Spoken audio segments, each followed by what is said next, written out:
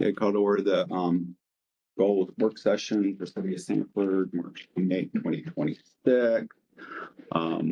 What you have in front of you is pretty close to what I'd already sent out. A few modifications and clarifications, but my proposal of the order and number and the things that we talk about, clearly we can add things as we go.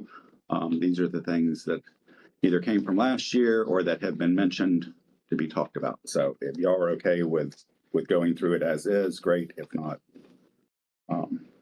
you got anything they want to change up about it? Okay. Then and behind it in the same order as the agenda is sort of some backup information. The first item, improving, upgrading infrastructure. This starts from last year.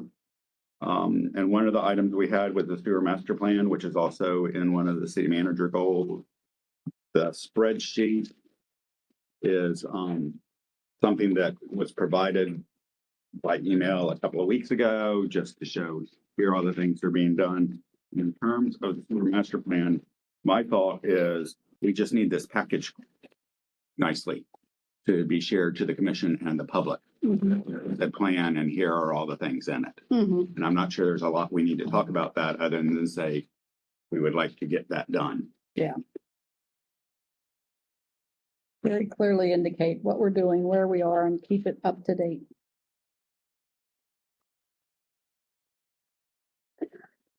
I did add just a couple items to the agenda.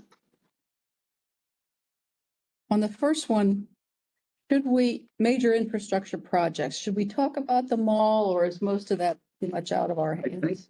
I took them all off because I thought we were pretty much out of our hands. Yeah, it's not, we did what we needed to do and now it's okay in their hands unless there's something. No, it's not infrastructure. It's not infrastructure.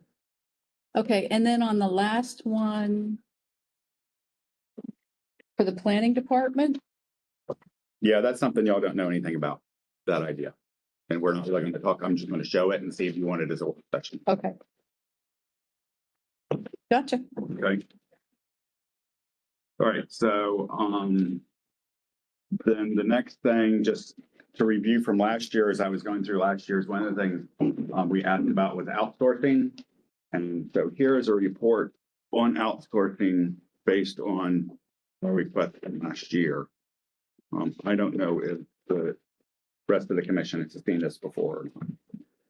I think you just sent it to us the night before last, right? Okay, yeah, most of the stuff I've sent to you. But I didn't know if you had seen it before then. No, I had not seen it before then. Okay. I looked over it and I think some of it is a little bit of a fluff. I still think outsourcing some of these things is going to be imperative coming soon. Such as? What do you mean, such as? Well, you said outsourcing some of these things. I took that to mean you had identified some. Well, I previously tried to get the city to use a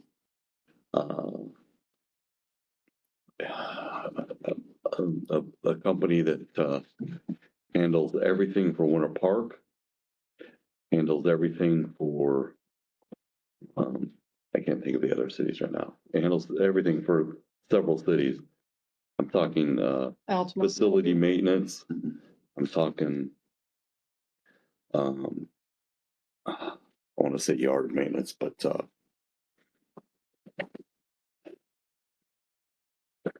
I'm not here yet. Are you talking about when they Streets? it was sort of like energy, was based on the energy efficiency, energy efficiency, and we would pay them. Yep. And then they would take care of doing all that. Yeah. And we got their report, and then we had to look at other companies, and then we decided not to do it at all. Yeah, it went through the good old financing thing over there, and they brought in another company, I think Honeywell, and they decided it was too much money to spend to try to save money and make us energy efficient. I'm still not happy with that decision. I still don't understand why we're not trying to be more energy efficient. And I don't understand why we're not trying to outsource some of this stuff that would take the burden off of our payroll, good word, not good word, cost of services. And why, Sounds like it's why worth didn't we do it? exploring again. I think there was some hesitation of, and I don't know, just Yes, I remember there was a fairly good sized upfront cost. And the general thought was, why are we going to pay them to do this? If we want to do this, we could just do it. and we And don't. I think the outsourcing part, We never got the to outsourcing part that I agree with is if you have someone else doing it, they're focused on getting it done, and Right. that's what they focus on. Whereas we can say, oh, we don't need to pay somebody to come through and change out light bulbs. We can do that ourselves.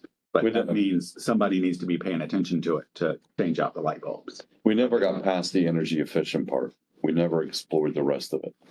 I'm talking janitorial here, the upkeep of the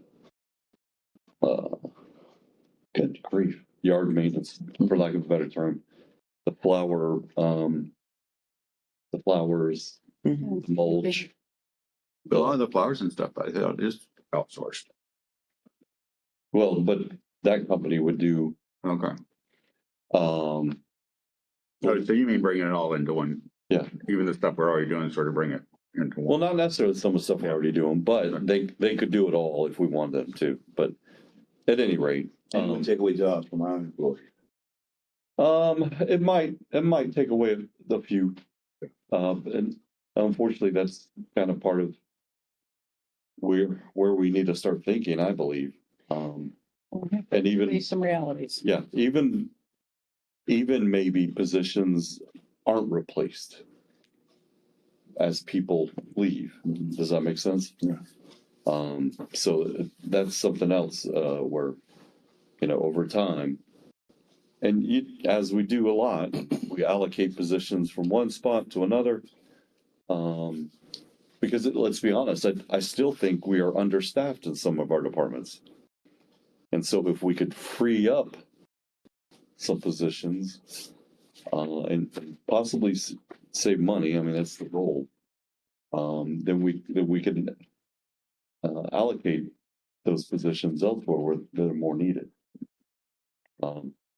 If we, go ahead, I don't, No, you're fine. I think that if our superintendents, if our department heads, if we managed a little bit more closely, of course, I agree that we do need to outsource some things, but if we did some cross-training, cross-department things when we know hurricane season is coming, like the fall of the leaves that just happened, and we needed so many people to be cleaning our sewer drains and stuff like that. If we were able to move people around, I've noticed, not just only as a resident, but as an employee, and when I did the tour, we have a lot of people on one or two jobs versus I watched a hole being repaired the size of this table, and it took 8 people to do it.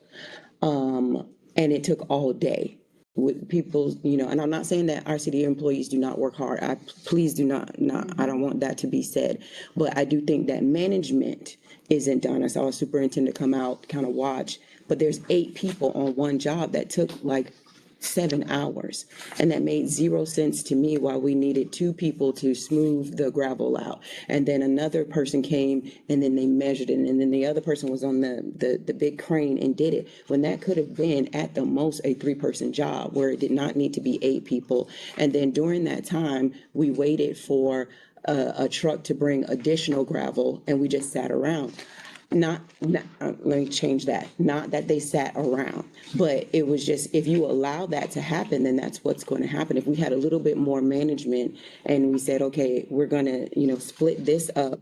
You only need 3 people on this job and on this job. And then we made it known that, okay, we're doing this because we're trying to keep your jobs. We're trying to keep you employed, but I'm only going to do what I'm allowed to do. And if my superintendent or my boss or whatever allows me to have 8 people on the job, then I'm gonna chill for 8. those are things that I think we can do. Parks and Recreation does a really good job. I'm seeing them, spread out, but we can do that throughout the departments. When we know hurricane season is coming, let's move some parks people over to stormwater and get all of the drains clear, because it's more than just downtown. I mean, Patrick District is full of trees. Claudia's district, I'm saying these 100-year-old trees, and I don't want it to be just about trees, but I'm saying if we did a little bit more, you hate to say it, micromanaging and better use of our staff, that might help. Not saying that anybody isn't doing their I job. don't even think, baby, you're wrong for saying it would be micromanaged, just better use of the staff. Mm-hmm. If you got 8 people standing around and it probably could have just been 3 and you still 7 hours, there you go right there with some of, Well, I don't know all the specifics, but I do know that unfortunately, because of risk management, because of policy and procedures, and what looks like people not doing their job, that actually might just be their job, is to watch and they're making sure you're doing it right or you're safe. And they see something wrong, they stop you. Yeah. Not saying nobody's not No, I doing know. their job. So what may appear is too many people, they actually may have assignments that we are not aware of. So I don't want us to. When Is it- when they came to put my attachment to city quarter, which meant they had to dig and tap and come across the street. I went out and talked with them, and was I sort of had the same feeling. It's like there are a lot of people out here, but okay, they each and I don't know how much cross training can be done, but Right. the guy that you're paying to use the tractor, you're paying him more than the guy you're paying to use the shovel. True. And so do we want to pay the tractor guy to also do the shovel? Now, Right. if it's 2 people and they're just sitting there, there's probably some efficiencies. Yeah. But as I watched them, that's what I saw. They had different skills. The guy with the shovel did not know how to tap the water line. Right. And so the person who knew how to do that came and did that. Right. So the training, but I don't know how much you get to that. right. But our forklift guy can't smooth out the gravel. I'm just saying, let's use our time more wisely, and let's think of government almost like a business as well, because I don't want anybody to be fired or let go. I went through that with Seminole County and was laid off. And then when I came immediately over here, the city didn't fire people, but they had to do furloughs and different things like that. I just think that I understand what both Patrick and the mayor is saying, but we've got to be like strategic in how we use the people that we have. And yes, I know 8 people might have something to do, but if you're only going to watch for 2 hours, then maybe you could go do something else until it's, Because it's not like we have enough managers to be there watching them every day. right. But there are not only superintendents, but you have crew chiefs. I mean, you own a truck, you have people who are assigned for different things, but let's split up those 8 and make it 4. And then we get a little bit more done with the people that we have. Not saying that people aren't doing their job, but if this is my only duty is just to make sure that something doesn't fall.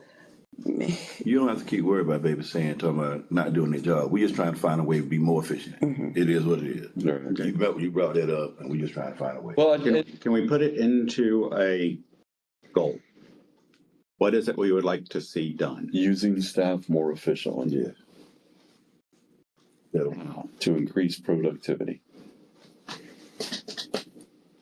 Yeah, we need a SMART goal. I brought that acronym to Lockheed Martin like 20 years ago. Now it's everywhere. I mean, if they took one specific issue and they said, okay, Commissioner Britton was talking about this matter. How could we effectively do this position? I mean, this job instead of 8, maybe 6. You could eliminate 2. There are times when 2 people might be out, just sick, but you still have to get the job done. So how could we look at that and say, okay, maybe I hear what the commission is saying. Instead of 8, how could we do it with 2? And if we really want to show out, how can we do it safely with 4? Is it a case of more cross-training between the workers? But then that comes to, we don't have to worry about losing jobs either. Right, that's what Now, I'm trying to say. if it's, again, we're not just saying we're just doing something to put a Band-Aid on. Right. But if they are able to do it and we can get it done without bringing other folks in, we already got them in house. Well, I will say this, Brent, inherited, a lot of issues. And he and I talked recently. He is, finally working through, some personnel issues as well. Mhm. And, And moving, he's gotten some pushback on personnel yep, issues. he has, moving some people around, maybe changing some titles, maybe some people are capable of more and some people maybe aren't. So to his credit, he's working through that, and this is probably something you will see improve as he has the time to work through all of his. Yeah, we talked about Departments. that too, me and Brenton. Yeah. But we're not gonna see it now, but Right. it's a good thing to look forward to. Right. There's some recent changes that I think are really positive, and there'll be some more. But it takes time. It takes time to learn everything this city has and doesn't have, and he's had some big hurdles pop up in his way along the way of learning. So And one more anecdote about it. During a hurricane cleanup, I questioned why is a truck with 4 guys going to clean gutters when, right. there are not that many gutters at one stop. And, Right. and the response was basically, well, that team has 1 truck. So there's no other way to get them out there. Right. So, But they recently came through my neighborhood, and I don't know how many people there were, but they literally hopped out of that truck, and it was near an intersection, and they all went in 4 different directions Yeah. and were cleaning 4 different inlets at the same time. So It's not that our staff isn't doing the job. I think that we could just manage it better. And I also think that sometimes we need to treat every day like a natural disaster. Sometimes we only move fast when, okay, we got to oh my do gosh, this. here comes the storm. Right. Yeah. Our constituents are angry. I mean, I saw stuff moving during the Trayvon Martin time like I had never seen before. All of a sudden we had big screens and people were moving fast. I think that sometimes we need to treat every day like a natural disaster. Like, Put that in the let's get goals. this stuff done. Treat every day like a natural disaster. I'm not sure how I like that. staff will survive that.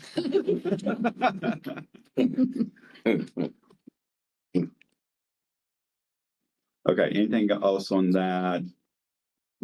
Did we close on outsourcing?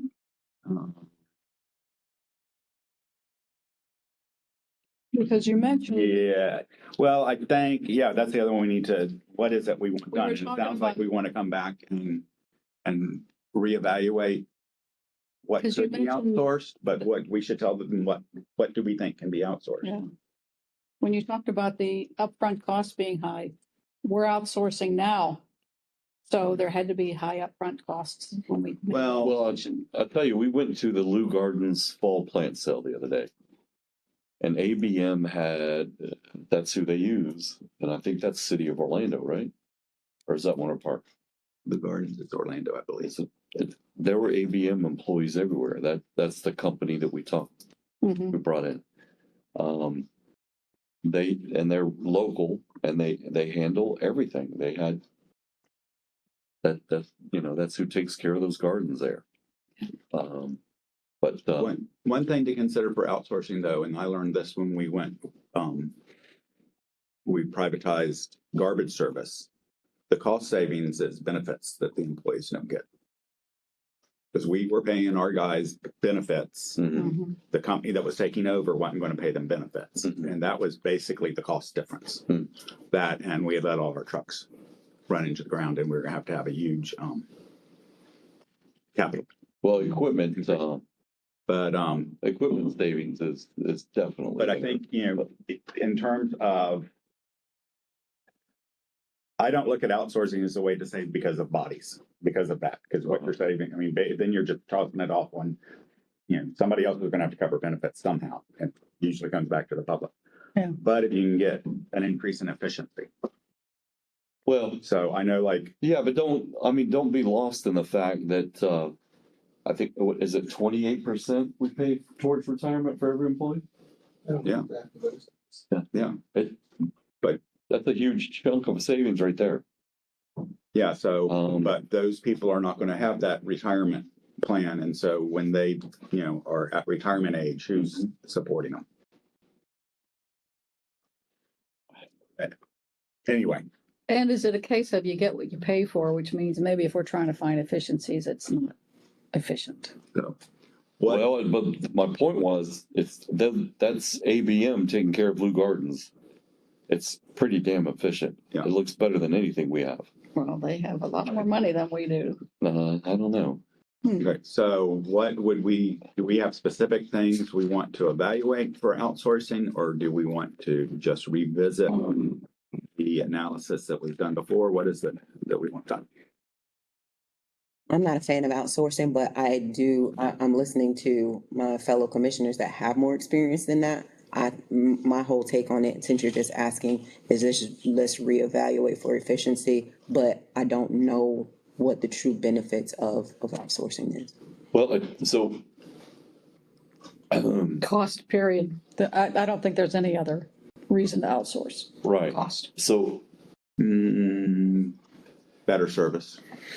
Yes, really? Okay. but the private sector traditionally does everything better than the government. Not when they're working for the government. Yeah. No. I mean, look at some of the outsourcing we have for mowing.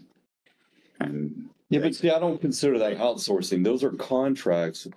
We're paying, we're doing contracts. We don't follow up on them. Again, it's follow up, it's micromanage. Mhm. We don't call those people out until I raise hell or you raise hell, and then the person we're raising hell at raises hell at them. So I don't really consider that outsourcing. If you bring in a company that handles stuff for you, and you're seeing trash not being cleaned up, or vacuuming not being done, or cars not being taken care of, whatever the matter is, you address that. And there's a contract, and you can eliminate the contract. But we never even eliminate the contract for these mowers that don't mow. Hmm. You know what I mean? We actually just, brought some of it back in the house. okay. Hmm. But Anyway, what's Okay. the action item here?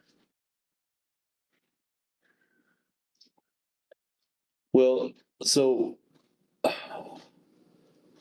Should we explore any areas that we're not outsourcing Is it- now that would be potentially beneficial? So, I mean, in my mind, are we reevaluating what we've already done in terms of looking at outsourcing with ABM or no. whoever? Or are there specific things we would like to have considered for outsourcing? I think everything's on the table. And you're up for reelection.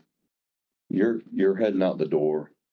You're up for reelection? Yeah. You and I are here for a couple more years. We could be facing, and I think we are facing, some really tough choices. So Yeah. at least taking a look at outsourcing, at least taking a look at what that might offer us, I think is smart. I agree. And we don't have to do anything with it if we don't like it.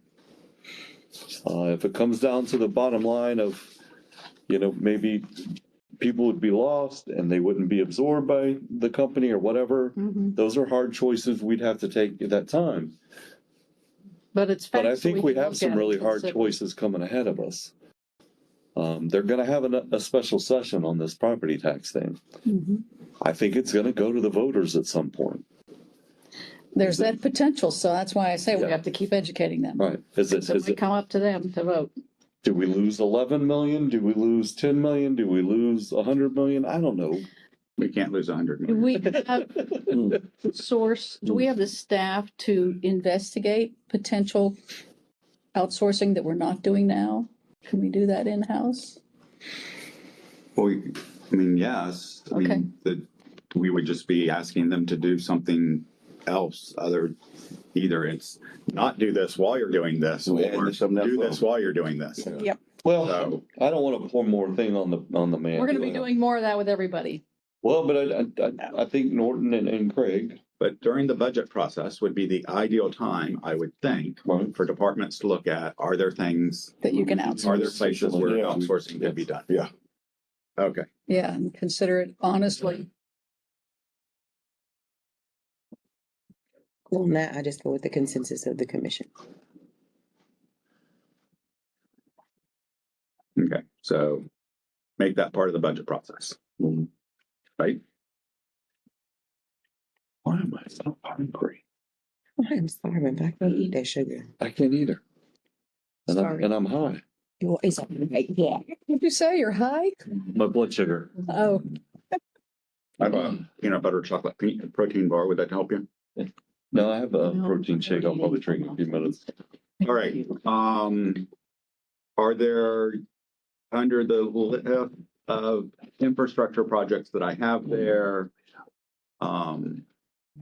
are there any that we want to pull out and say, we need to focus on that this year, as opposed to we want to focus on all of them? I think one of the problems we had last year with this process was we had 40 things that we wanted done. I've got three. I would love to discuss the marina, the civic center, and the botanical gardens. Okay, that's about the marine. Okay, so the marina, I know that like all of the FEMA and, you know, all of the stuff.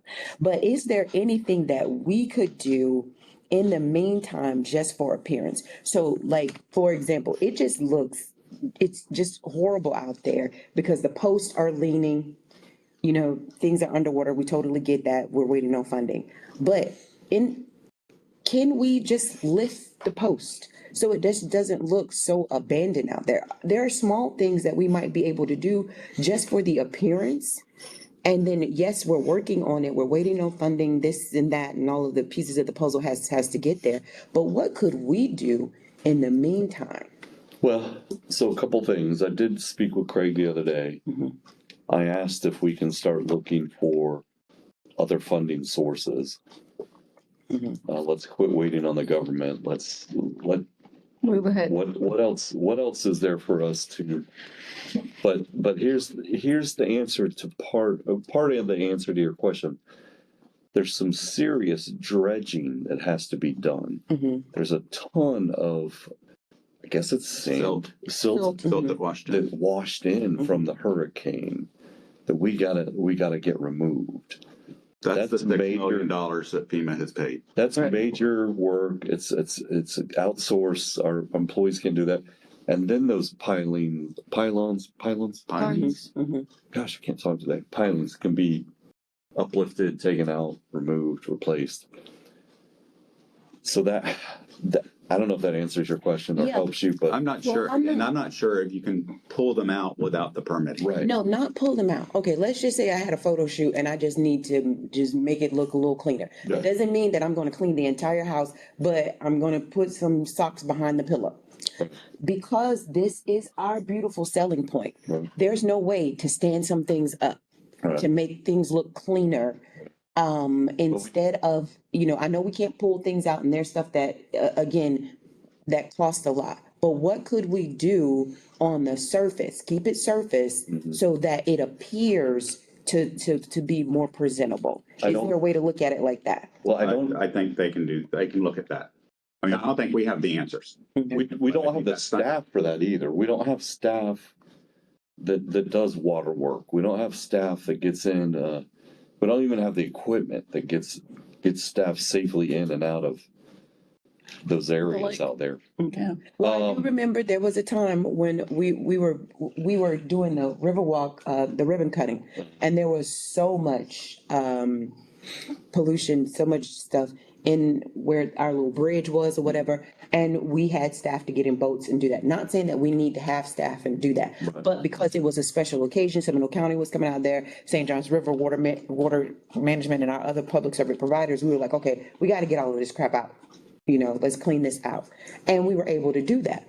So I'm asking if we can do small things like that to make it appear better without it costing, without us going through HR with all of that. Of course, that is gonna happen, but what little bit could we do? Okay, so we can check with Craig and Chris, Mhm.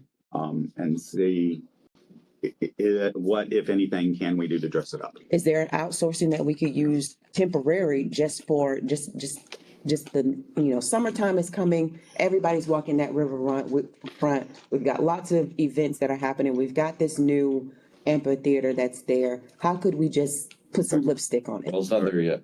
Well, Okay. All right, otherwise, and, I'm working, I've had initial contact with Senator Moody's staff, and we're, have gone back and forth with some information to provide them, which that'll go out Monday. FEMA. Ask her to, their decision is now due in June. We're gonna ask her to push them. And if not FEMA money, what can she find us? So we are taking that step. Are we Okay. comfortable with what kind of information we're putting out to the public and when? Do we have kind of a, We talked about that, and I think we were gonna update what's on our website and make sure there's a link from our website to the Marina website. fixed? It is? Okay. Yeah. I'm thinking of more. But the last update on our website was, I think, from last October. Mhm. Yeah, the links are there now, Okay. but more active communication through social media, maybe on a scheduled basis that says if it's been 3 months and nothing's changed. I would still want to say nothing's changed. We're still in this process with the marina, waiting for funding. Well, I think, we lose the battle of PR no matter what we do, Yep. as the mayor has pointed out a couple of times. But we can't stop trying. I think we need a list of all the different entities that we have to go through to get that project done. I don't think people understand that we Yeah. just You can't mentioned that just, the other night. I don't Step think they want out. to understand. huh? They don't want to understand. Well, that's fine, but The 13 of them are gonna bash us no matter what. And I know who they are. Yeah. 13. Talking beyond We the all, 13. yeah, we all, yeah. And it's no matter what we put out there, Mhm. those 13 people are going to well, something. Now, the other 68,087, Very good. maybe getting something out of it. Mhm. well, I don't know. I feel like if you don't keep trying, what are you doing? I'm with you. Valid. Yeah, I think I'm moving past with Commissioner Hoffman. We should, because guess what? There are a lot that do believe in what we're doing. And when you give them more information, be able to stand on it, people are going to follow what they want to follow regardless. I don't care if we put it right there and we tell them it's blue, they still want to say it's red. But to the ones that do believe in what we're doing, it's great to have the information there for them to see. You gotta Read 'em. manage it right, though. Yeah. I mean, I do get that you're gonna have the naysayers, but we can't give people a platform. You gotta package it right, because we do have, Art said about 13 or whatever, but you do have well-educated people who are also complaining because it's not packaged well. And I agree with them. It's not packaged well. The information it leaves lots of room for you to tear it down or not look at it in the positive way because of the packaging. Well, It's all about the narrative, what you put out there, how you put it out there, and when you put it out there. While we're experiencing something negative, the next day you don't go and say, well, here's the marina. Well, I've got 100 people now who are pissed off about something that happened elsewhere, and I'm just gonna use this as an opportunity. It's all about just navigating our social media. I wonder. Very true. I had this. I made this comment the other day when someone was attempting to attack us. I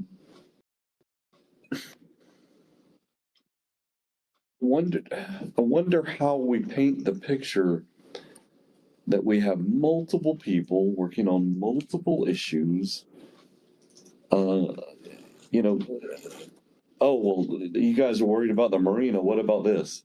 Well, we actually have someone taking care of that and this at the same time. Does that make sense? Yeah. And I Yeah, made why are you the, spending $6 million on the marina when you got homeless people? yeah, we Why aren't you actually, spending that money on the sewer plant? but then, But why are you spending money on the homeless people when we got this marina you need to fix? Exactly. but we also, I'm not sure we have educated the public well enough on what we actually are supposed to be doing here. There's a limited amount of what we are supposed to be doing. We do way more than what we're supposed to do. So maybe Yeah. we promote, once it's really up and fully functioning, a dashboard. We put that in social media, and this is where you go to find out all the projects we're working on and what their status is. True, but I also, even like some of the roads and some of the projects have been done, we get blamed for DOT crap. You know, we get blamed for what the county's done on celery. We get blamed for the price of eggs. So it, Maybe occasionally putting out the map of streets and who maintains each But street. here's the thing, y'all, and I respect everybody, but this table, we already do a lot.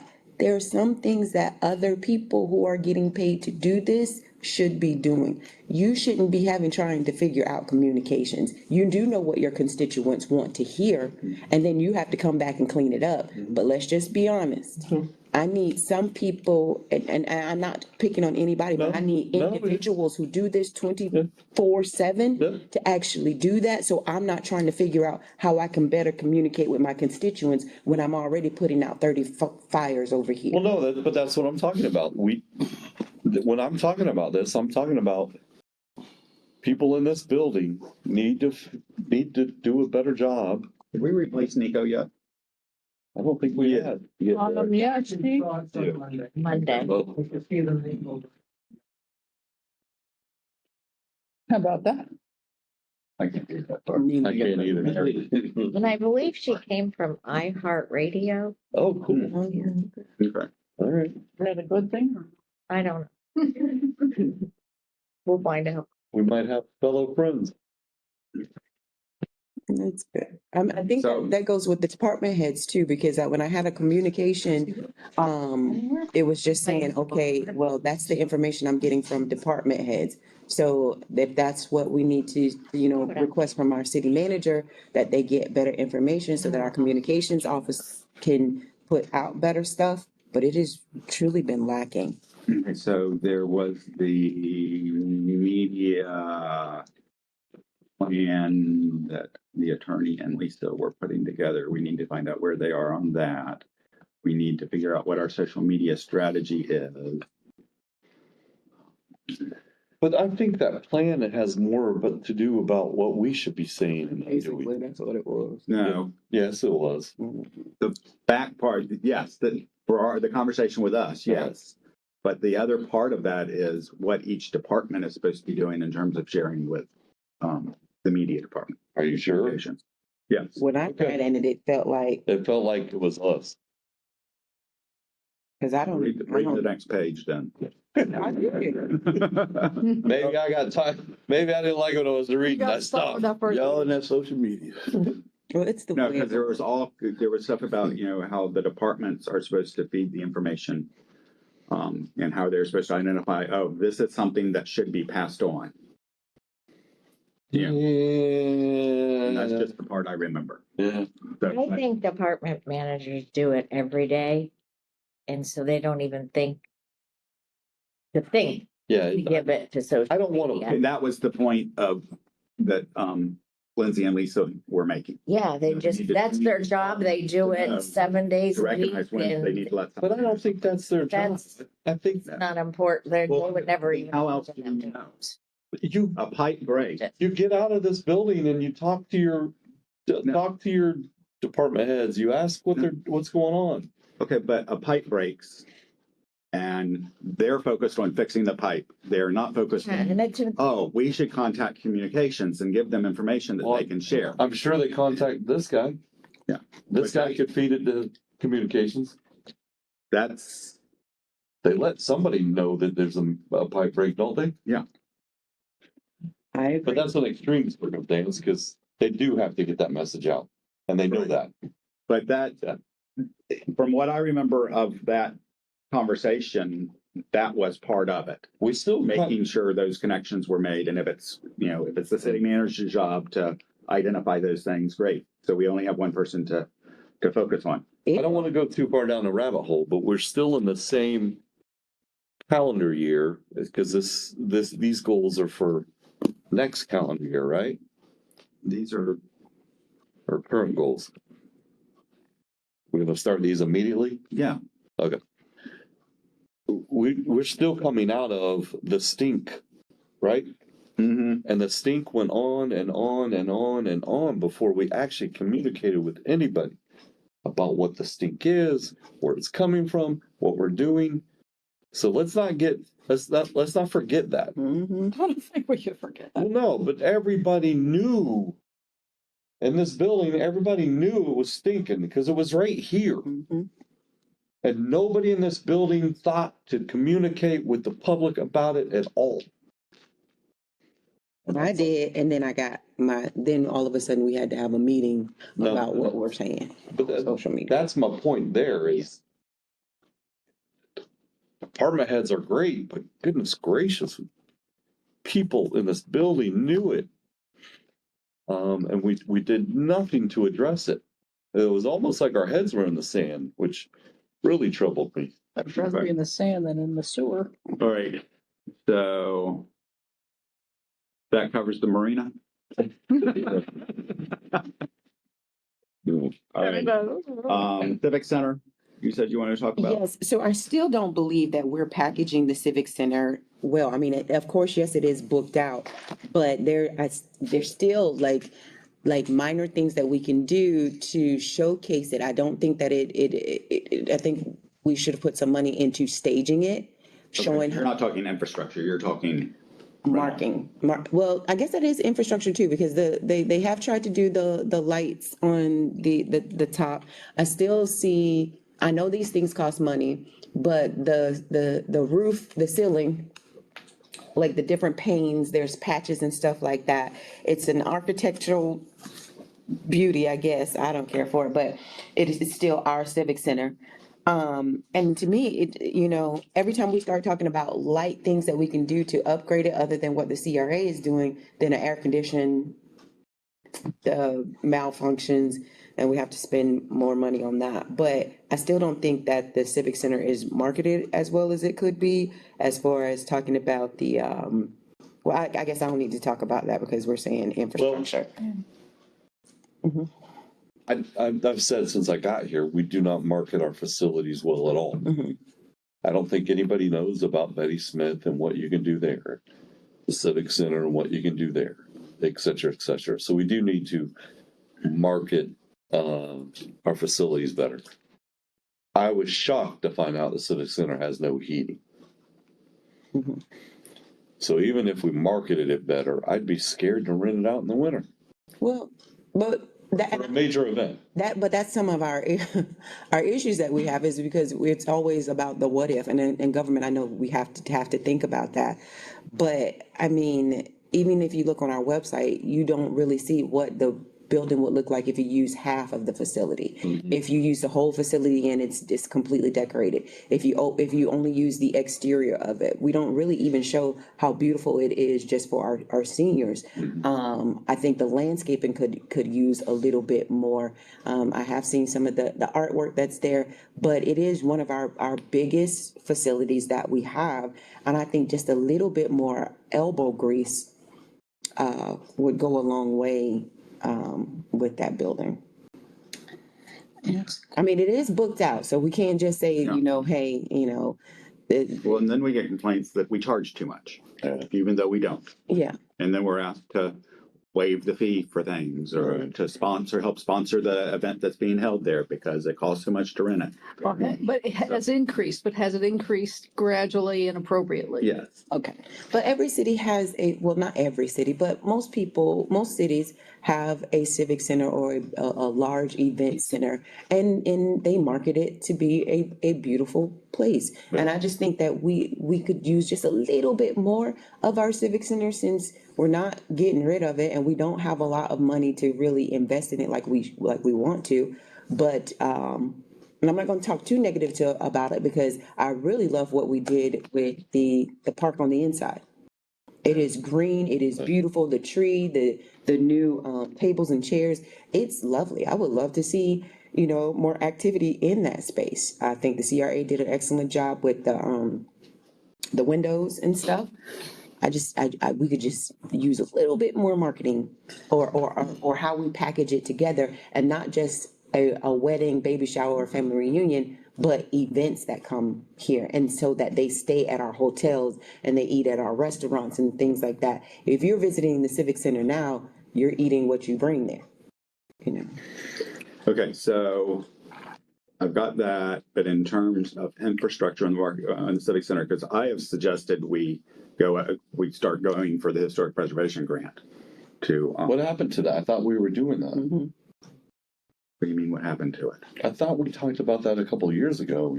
We were working on We it. didn't, Julie's, if I remember correctly, Julie's suggestion was not to go for it until we had done some of the deferred maintenance. Okay, And so now he thinks we're we're at the ready. point. The problem is the state is probably not giving out Mm-hmm. those grants, but it's worth. You don't know I mean, until you you don't know apply. until you ask, and we can Mhm. also do Federal. legislative appropriations. We can look for other things. The question is that something we want to push out there? Let's get this done as one of our key things, because we have a lot of things to work on. I mean, to me, it's I think definitely fixing see it needing picking that up will lead to what you want, I think. And this is a little nit, but when you're sitting up in the front in there and looking at those panels underneath the stage, those need to be replaced. Yeah. They're disgusting. Well, not Okay, so is moving forward with Grant trying funding. to get Yes, the historic yes. part of it done. Okay. And then you want to talk about Botanical Garden? Yes, that is my baby. I love the idea of having the botanical gardens at the museum, increasing traffic to the museum. What I love about the botanical gardens is it can grow with us. Patrick just talked about Lou Gardens. You watch these things grow, native plants. You've got the Master Gardener program. You've got organizations, nonprofit and for-profit, who want to be a part of it. I'm meeting on April 1st with city staff about putting the sidewalks through the trees that will connect from our amphitheater to the proposed Lake Corolla upgrades. Is that with the leftover CRA money? Yes. Yeah, I talked to Charles about that. So I think they're gonna have some money to jumpstart it. yeah, once that comes in, then the nonprofit organizations and even myself, as a commissioner, I haven't had any ask of businesses, of public-private partnerships, any of that, because I've been focused more on District 1. And even when I ran my election, I did not go to corporate, places and ask for funding. This year, I'm going to do a lot more asks, and that ask would be for the botanical gardens. With those sidewalks coming in there, it'll be more easier to say, okay, this organization, this Fortune 500 company can sponsor this area or these benches. And then, as it grows, then possibly the gate, going around it, maybe, it costs for you to get into every other garden. Then that way it will be able to maintain itself. Sanford has a lot of wonderful things. We really do, even though we hear a lot of complaints, but it is a beautiful place to live, work, and play. But we want to add some things that you can also see and do other than just eat and drink. What are other reasons that you visit here other than an event? And I love our history. I love the museum. And I think that botanical garden would really work. And I believe that space adjacent to the museum has been underused. It's just, I think maybe the Parks and Recreation does the egg hunt, and then Brigitte does a really good job with her reenactments there. And I just think that if we could get behind those organizations, which we are now, with hopefully this leftover CRA money, with building that botanical gardens, that's something that is a legacy that will grow with us. That's my stance on that one. Well, you have to remember Lou Gardens started with a home on that property and a man who Yeah, it was his garden. Mm-hmm. designed Just it grew it. and set it up. Right. And so it And it's not owned by the city, No, is it? it It's took owned a by a long, nonprofit. it took a long time for that. I know, and we're That's it. starting. And we don't have the space that Lou had. So we don't have to have that goal either. Right, Yeah. that's not it. Corolla is beautiful, but I mean, we've all seen what Parks and Recreation did for, when we thought we had $2 to spare. And I love that idea of beautifying that area, and then also the increased traffic to the museum. We do not get the traffic like we would like. I sit on the museum, you have people who are very dedicated to it. I had to fight with, code enforcement just to get the "we're open" flags, and then turning that into government speech so that we could have the flags that say that we're open. I don't think we have any business putting any money into a botanical garden when we have so many other needs to run this city. We wouldn't be putting anything in it. I'm saying let's get behind organizations who want to do the We're gonna offer the fundraising. space. Okay, Right. okay. We offer this space and we say, okay, you guys want to do that. If you can provide the funding, if you can get the sponsorships for that, then yes, we agree that it's a good idea. I don't think we have a quarter to spare at all for But it. remember, Mhm. once it's done, it does become our problem. It Or- does become a cost factor to us. That's why we would have to, you It does would let it become- grow and then you could charge for that. So, and then you also have to think of like the Master Gardener programs and stuff like that. Now, this doesn't mean that it's guaranteed, but we don't want to say no to these because the possibility of it may not work.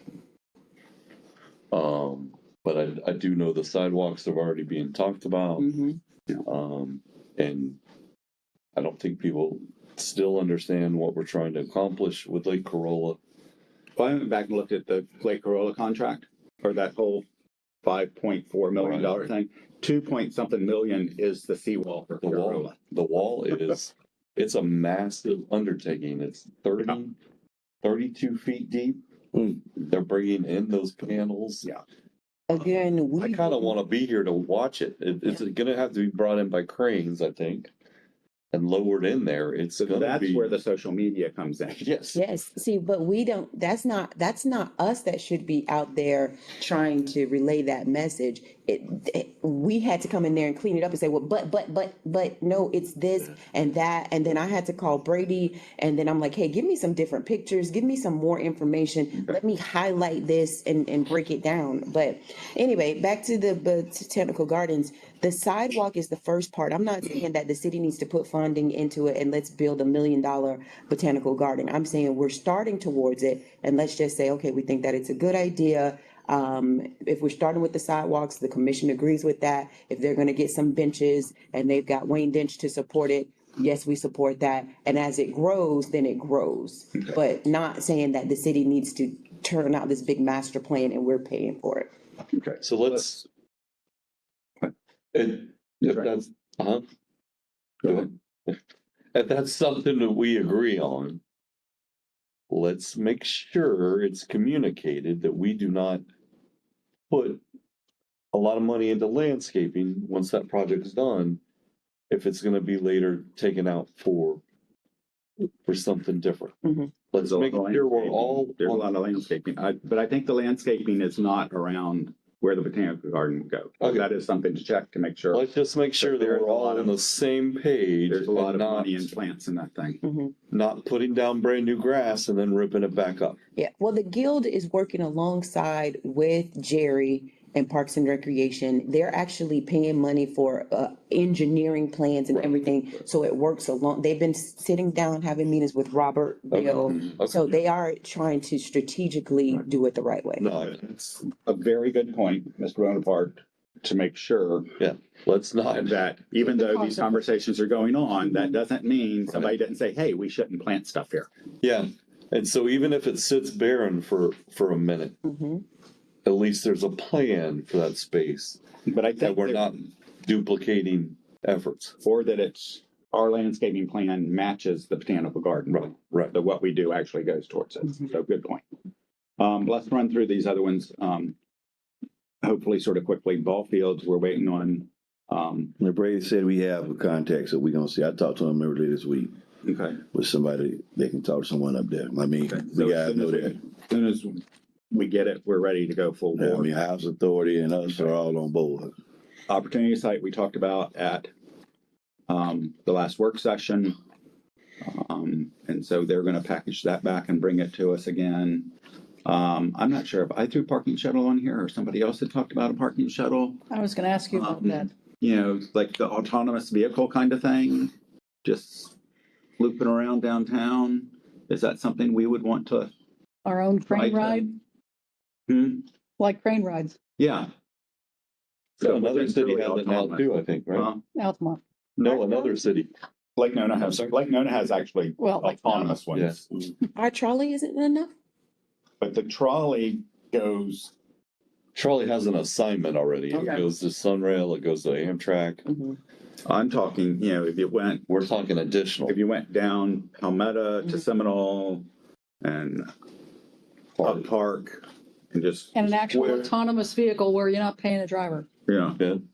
Ooh, okay. Well, what about, But they have somebody on there to push the stop button just in case. I find that entertaining. using Mm. our locals who are already doing it? Because I know the not the one that Dan does, but the one that There's two of them the now. pedal, whatever. Yeah. When there's heavy nights downtown, I do see the vehicle go through and will take you from wherever you need to go to back to your parking spot.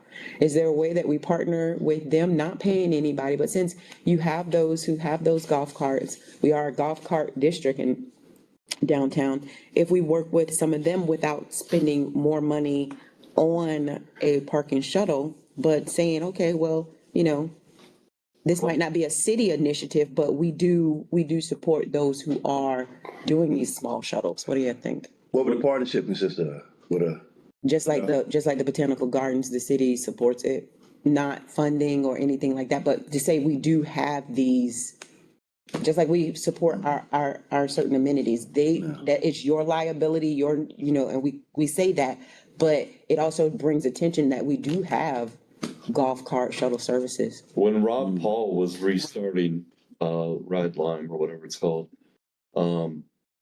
he reached out and I reached out to staff and tried to see if we could do some kind of partnership, but for some reason it didn't seem feasible at the time. I still think it's worth exploring, whether it's the city gives a little bit of money every year for golf carts or something. I don't know. Well, and part of it is it would have to be consistent. Right, right. So it has to be, you know, if we're going to No, advertise something, we need to be able to advertise it every Friday and every Saturday. absolutely. Or something like that, Yeah. and not depend on whether they. We're giving those 13 people something more to complain about. Right, and it's available. Well, we on ought to these- just build a parking garage anyway, because those people would then complain that they had to walk so far. And they really complained that they had to pay for parking in the street. They'd complain for the $10 an hour. too. Where's the camera? I'm not calling any of the 13 people. We didn't mention any names. They know who they are. Hey, for years and years and years, we had a Dirty Dozen, and we knew who the Dirty Dozen was. I have no But recollection. that wasn't social media. That was before social media. And it was I can hear, spurned by your newspaper friend. I can hear Velma Williams now up there saying, some people are just mean spirited, they're mean spirited. Okay, the last one is the art center. That made the list. Yeah, Yeah, so is this the art center as in the Monroe Hall building? or a building. Or a building, yeah. what other Yeah. building we got? Well, We've got Betty Smith, We but got they Betty. think that's too small. They want something downtown. I know Parks and Rec also wants that space, so they have it available for rental so and use.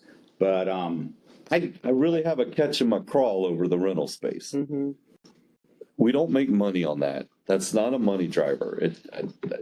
I don't think we need to invest or You worry businessman. about, I'm sorry? Business, Morale? No, just in general, Okay, okay. meeting space or rental space. Mhm. It's not, that's not our. But it I don't is know what you call revenue. And it is an amenity. So even though it's not bringing us as much money, it is something that attracts people to come. You're going to have an event, even when COVID was shut down, people were still finding creative ways to have events, whether it was drive-through, birthdays out in the garage. Those event spaces are an amenity. That's something else that we provide as the city of Sanford. So I know, but a public art, an art center would do the same and more. mhm. So Could it be my dual question use? is not, is that the building? My question is this a goal we want for this year and how hard are we pushing it?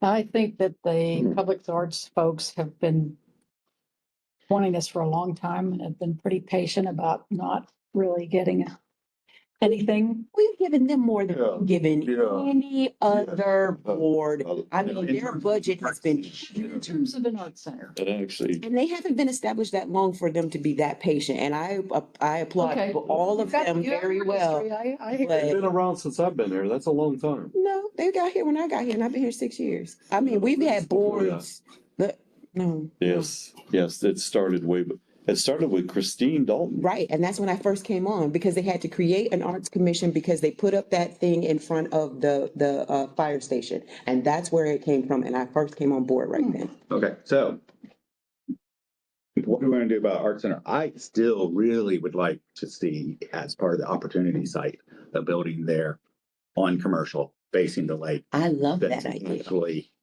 But an event space. So think about this. When you Think have- about this. And Think about art this. center. Monroe Hall. Get it built? No, think about this. Monroe Hall Art Center, Give them the land if they'll. Museum, Botanical Gardens. We would have, Apartments. we would actually have maybe some stuff that people would come to the city for. I agree. A little Where we mini got the arts money from? district. Yeah. Where Yeah. we got the, where we gonna have the money for that though?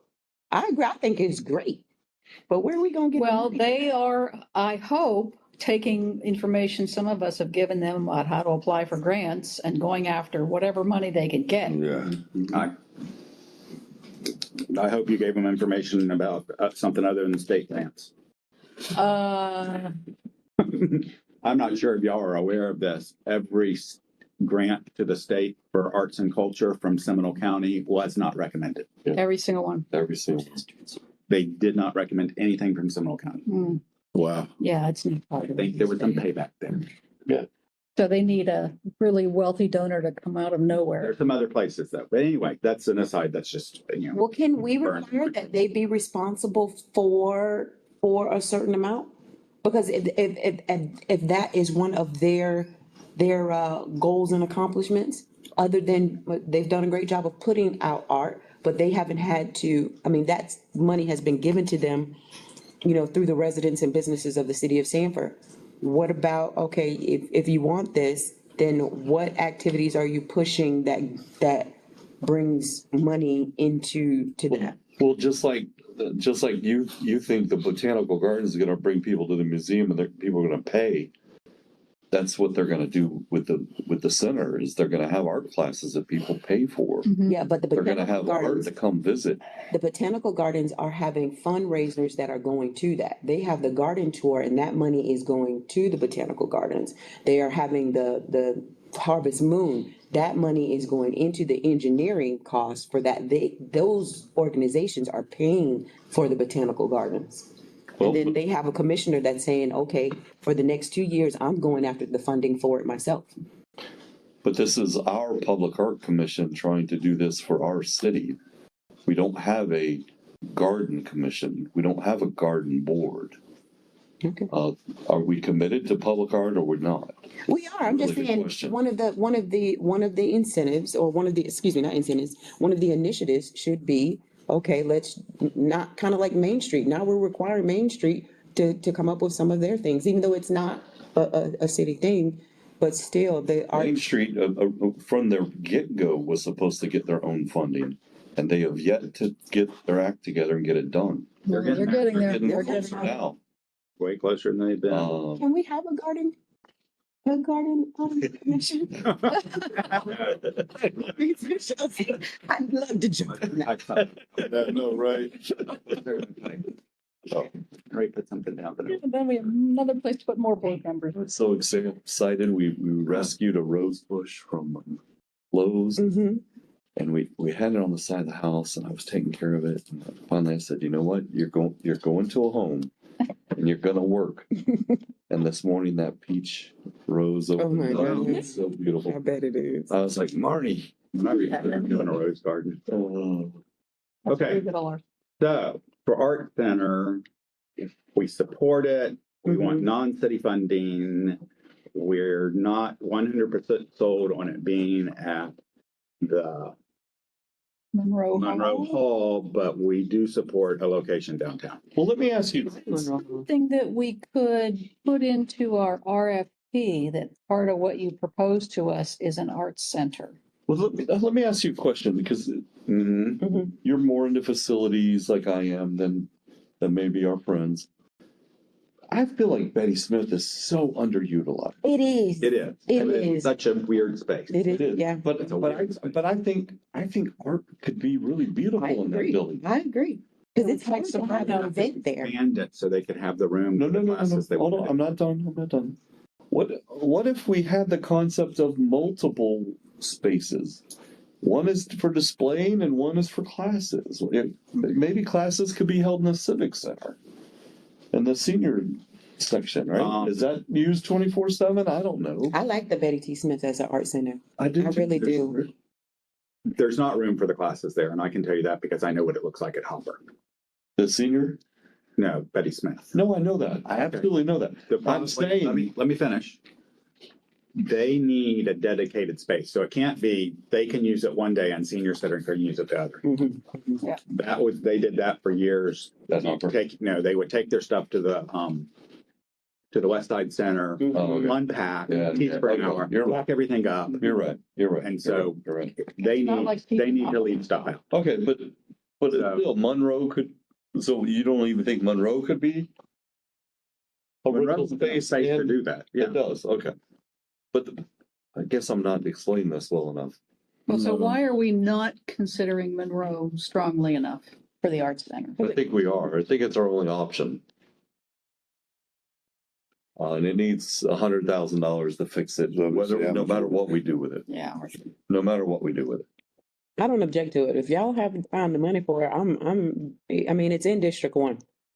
Would it No, but make it- sense to? But what I'm asking, I guess I'm not explaining myself well enough. I want Betty Smith to be Something. something more than it is. I agree. Maybe it's where art is displayed. I agree. Maybe But then I don't want to be a naysayer, but for it to be displayed, somebody has to be there, to open the door to let people see it. well, that's So now you got to staff it. Yeah. Well, you probably have to staff it no matter what kind of idea we come up with to make it used more. Well, But I don't think just an art museum is the right use for Betty Smith. I do agree it is very underutilized, but I'm not sure what we use it for. Could we start with the art commission using that for the 2025, we're in 26, Jesus. 2026, 2027 year, I and then think let so. it grow? I think so. Until Monroe is fixed or whatever. I mean, because they can house their stuff upstairs and then, use the space downstairs. At least that gives them a starting place, and then they can grow until we find out where we have additional funds. That's maybe a good idea. And can Parks and Rec? You said there'd be enough creative room for with the classes? Staffing that they have now. Well, they got to give it, yeah, To start. yeah, so, I mean, hey, yeah. Certainly more than they have now. Well, then there you go. You can put about 100 people in their tables and chairs, and you don't need 100 people for classes. I mean, there's Yeah, you space can do, on both let's sides of the let's stairs. suggest that to them. Okay. You suggest that to them. You're their person. There you go. You demand. But tell them Commissioner Britton said, because, they think I get on them real. Right. Okay, moving on. I'll say Sheena We're was at an hour and 13 kind of- minutes, and I thought the first part, this part was only going to take like 15 minutes. So I should know better. Okay, I'm scared to bring up this next one. Mhm. Okay, but as I look through what we did last year, we talked about this. And if you look at, I didn't print the other document, but their NeoGov and what the departments are doing in terms of the customer service stuff was in one of the documents I emailed you.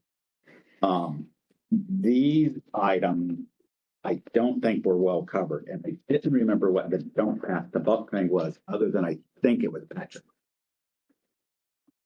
I put that in my evaluation, the passing the buck. Well, so, I don't know where we are. Where are you We're reading? on that? number 2, there's no backup document for this. We're right here. There.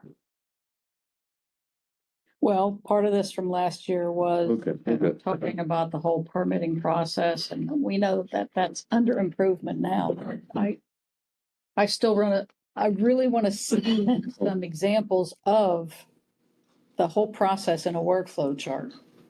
The good workflow, the bad, that's probably where that came from. And that's one of the things where they have done some, and I guess I should have printed this piece that I didn't print. They've done some, but they're not online yet.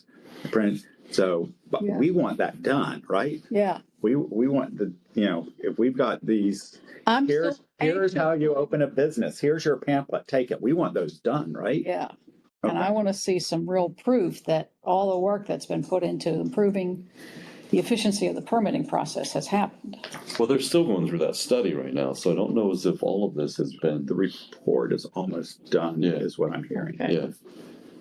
So Okay. then I think some of that starts to, Yeah, so if it's not done as of today, it still needs to be But on our that's- goals, an yeah. important one. But that's one we need to push. Yes, Okay. So, Um, and I don't know in terms of staffing, how that happens. It sounds like and I can never remember her name. Amy, Is it Amy? Amy Michaels, the ombudsman. No. Oh. The Elizabeth data Jones? person, Elizabeth, thank you. I always want to call her Jennifer. Elizabeth Jones. Elizabeth. I don't know if that's her job or can be part of her job to look. remember Elizabeth, I'm the only one that remembered your name. Art doesn't know who you are. I have 100 kids. I don't know anything. She's the data queen.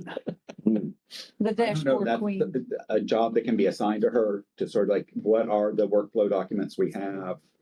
And I think that was another thing we had asked about last year, do we even know what we have? Yeah, Right. how close And are so we to that one, something that we can it get? looks like work then was start- done, but I think we need to actually push that. Yeah, Don't pass the buck is twofold. One is if I go to Kerry and he's got a shirt on that says City of Sanford Parks, and I go to him and say, "Hey, Kerry, I need to get a permit to get my plumbing fixed at my house."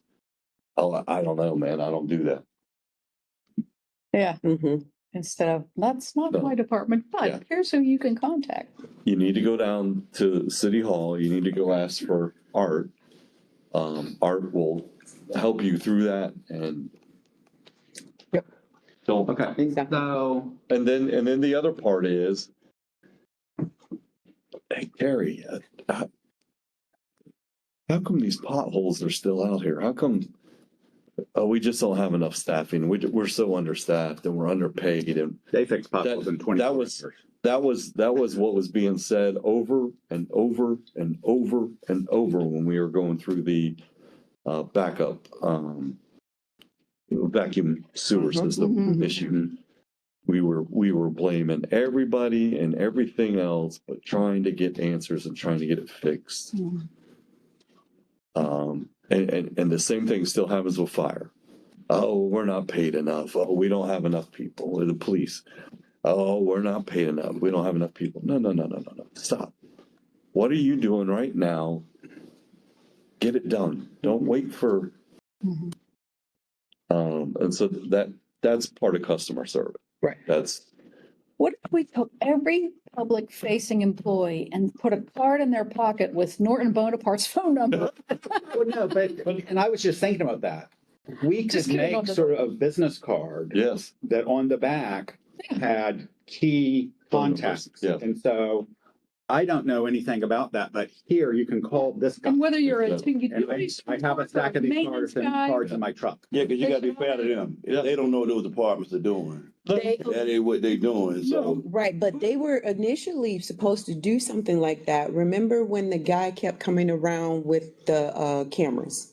And then we put up the signs because now, just like we just had this last incident, they were trying to catch people with the Oh, public records request. Oh, yeah. Correct. So during the training, they were supposed to have something because you could technically go to someone in Parks and Recreation, request a public records request, and if they say they didn't know, then That's a violation. that's a violation. Yeah. So the city was supposed to be working on some kind of card and training. So if that happened, well, I guess it kind of fell off because I don't even see the signs out anymore. And then they stopped, it's kind of like it happens and then it goes away. Yeah, I don't remember about the card, but I know there was training that if someone asks you about public records, here is you need to contact.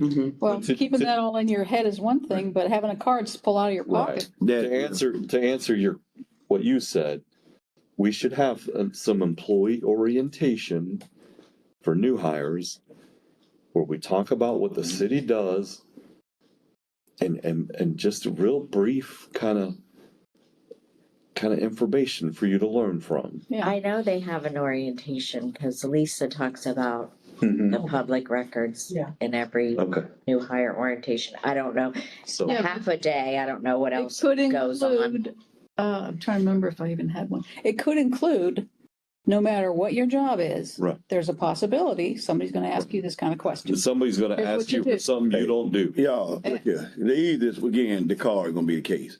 I'm not coming to work. It is what some people gonna do it. We ask them to do more, and they might be stressed out on their job they got going on. Yep. And you telling me to tell me if I'm working in Parks and Recs and you come and ask me about something that's going with pyramid, I'm just gonna be able to tell you to go to. The simplest thing is to me is to be able to have the card. This is the information. This is pyramid back here on it, and then this is what we got going on. We can do the orientation and all that. Listen, if you work for a government agency, your number one priority is customer service to the public. That is it. I agree, but I'm talking about, hold on. Are we talking about folks out there working, or we talking about folks in the building? Keep it Or for the folks, if, Everywhere. I understand that, guys, I'm not saying that they should. Keep it in But your I'm just truck. saying, Keep it in your pocket. Yeah, I don't care. the where you card, keep it. yeah, Yes. Well, no, I said the card, yeah. Yeah, So, yeah. all right, so we're in agreement that there should be a card that every Yes. employee can Yeah, receive that at the end part. of. Yeah. Okay. Well, no, because the goal was improve customer service, right? That's an idea to improve customer service. Yeah, that goes back to the don't pass the buck. Yeah. I consider it a warm transfer. That's basically, if I call somebody and the difference between, let me just transfer you Right. versus, hey, I've got such and such on the line, this is what they're looking for. Yep. It's a warm transfer, and I'm saying that throughout how we just do government, period. No, that's what I do at work. Yeah, a warm transfer. Yep. I get calls all the time that do not apply to my job. And those people expect me to get them where they need to go. Right. And sometimes they've already been transferred several times before they get to me. And I try to make sure, I try to make sure I'm the end of the road. Yeah. Okay, on to number 3.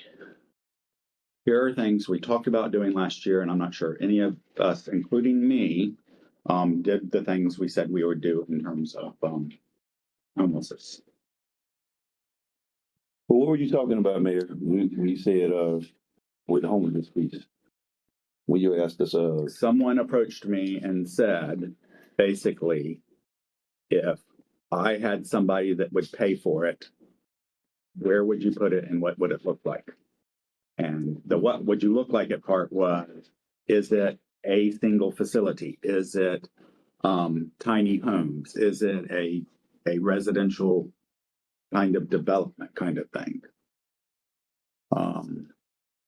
My response to them was, no matter what it is, it has to provide services. You can't just put them in a place.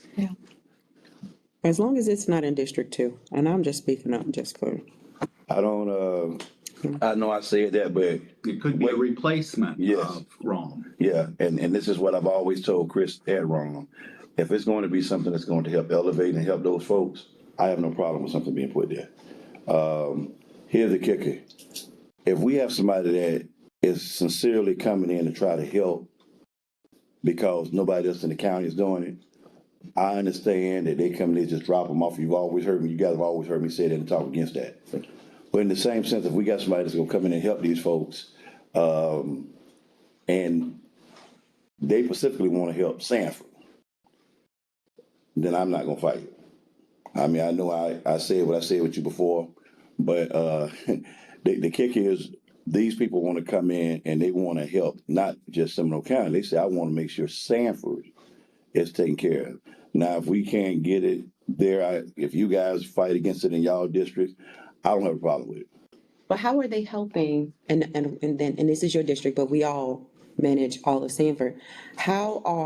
What is your return on investment when it comes to your community and the people that you represent? Because we know that a lot of the people who use those services are not our Sanford residents. So how does that help the property value, the reduce the rate in crime, allows site selectors to come and say, okay, we want to do an economic boost, and not just in historic Goldsboro Boulevard, but throughout the District 2 area. Well, first of all, they were bringing services, and I talked to Chris about this, they were bringing services where it's not just going to have them come in and they just stay. They're going to have things that's going to help them get on their feet and be moved. That's what we do already. That's what we're And we doing. do No, that but I'm not, here, but I'm That's not, right, you're on the board now. I'm on the board. yeah, what I'm talking about also with housing. Yeah. What they're talking about, like he just said with the housing, they were coming with the housing piece. And so say, for instance, Yeah. stage one is to help them. Try to get clean and things of that nature. Stage two would be, okay, we have housing here. We're going to let you get in this housing. We're going to help make sure that you're going to be able to be sufficient to make sure that you can move forward and you don't have to stay in the homelessness. So if we got something that's in place that's going to help them do that, because here's the kicker.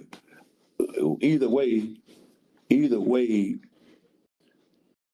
nobody else is in the county. It seems like they're jumping up to do anything else other than Send them where here. you at with the senior center. So what maybe our ask to these people would be not the initial homeless shelter, but the second step of, Helping. supportive housing for them to move. Because that's one thing, and I assume we all get this, like, I've got somebody, they need a place to live, they can only pay this much or whatever, where can they go? Yeah. And there's not anywhere. Yeah. There's very few places. I know Rom has worked very hard at starting to find those places and find a place for them to go. Well, we have it in Yes. District 1. We have perfect example on 3rd Street. God, her name is escaping, Yeah. right? But she's doing an amazing job, but it's not, it's addressing It's just- not necessarily homelessness, but those who can't afford today's living. But you go through the program. God, I can't think of her name right now. Well, But it's she's okay. built 2 phases. The It's something right for down the good, street. homes for good. Oh, It's yeah. almost near the county services. And that's in District 1, and I support that fully, but it is not a homeless service project, it's a No. housing thing. And because there's the difference between our homeless, right? And our moms who have lost their job and our employees who are barely making it. And then there's our chronic homeless, and then there are people who want to live off the grid, and then those who get dropped off to the city of Sanford. What she's doing there fits the bill of workforce housing. Yeah. I'm thinking one step below that. Right. Yeah. We're talking about getting them to that point. Yeah, that's a difference. But also I will say this, ROM does not have enough beds. And when we had the cold spell, Oh, yeah. thank God, the Methodist church Yeah. opened up and allowed more beds. We had people on the streets in that cold weather that did not have shelter. So we do need more shelter space for our unhoused. Our unhoused, and that's I don't want to sound insensitive. Yeah. Are we talking about our unhoused or other unhoused? Because I want to make sure that our tax dollars, our energy, our effort, our support goes to the people of our community who have lived and worked here, and they're facing these issues versus let's be the catch-all for Seminole County because nobody else wants to do it. So now we are the open arms. But my thing is this here too. It doesn't work that way. It don't work that way. And second of all, if we got people that's got money that's gonna come in and gonna do it, and it's gonna help folk, I have no problem with that. Me neither. Because we got folks that have money that are going to come in and they want to service this and take care of this for us. Our folks. We can't- The statistics I am aware of and have seen year after year is there is some that come in to where the services are, but most of the ones you're servicing are the ones that are here anyway. They're already here.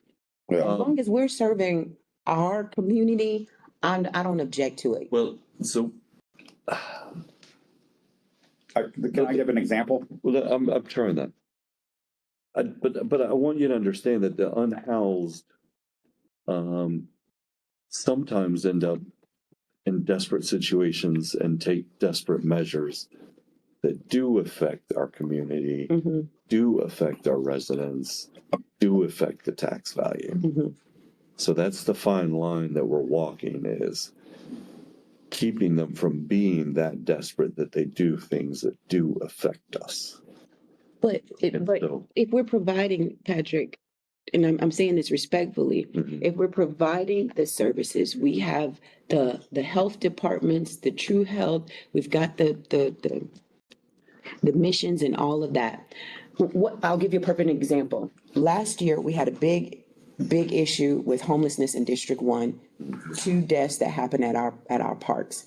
One of the issues was you all are providing the public services. Sometimes they're here, sometimes they're not. So those people who are given the identity cards and everything, and they think that they're supposed to come to a feeding, at this time they're not. So they're roaming our alleys, looking through our trash. And now you've got to call our community service, police officers and stuff. I'm not saying I'm trying to get rid of the homeless people. I'm just saying we shouldn't be the hub for it, because then that leaves additional issues, because people are like, okay, well, where do I go now? Because Grace and Grits is no longer here. And I was told that I was supposed to, and I'm not calling Grace and Grits out. Oh my God, just giving an example of that trickle effect that happens in our district, because people are thinking, okay, well, this is where you need to go. That's why I wanted the homeless day site. So there is a place. This where it all person would not, is this person focused on Sanford? Yes, Okay. Sanford. Commissioner Reardon, they're focused on Sanford to make sure that we have Sanford taken care of, and we ain't got to put a penny in it. That was just a If that thought was, because when I used to say what I said, and I said it loudly with you, so I'm not going back on that. But when I found out the person said that we want to do this, and we're not saying you have to be from Sanford, but we want to take care of Sanford. And when I found that they want to take care of Sanford, as they've been doing with all kinds of other places they've been taking care of, it's a no-brainer, because here's the kicker. They're going to help our citizens, and we need the help. And there's no money coming from the city of Sanford to do it. Well, I just want to say one other thing.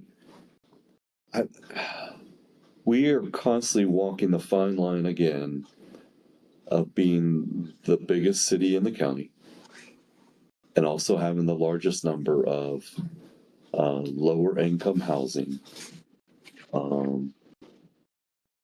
hardworking folks that are just one paycheck away from being on the street.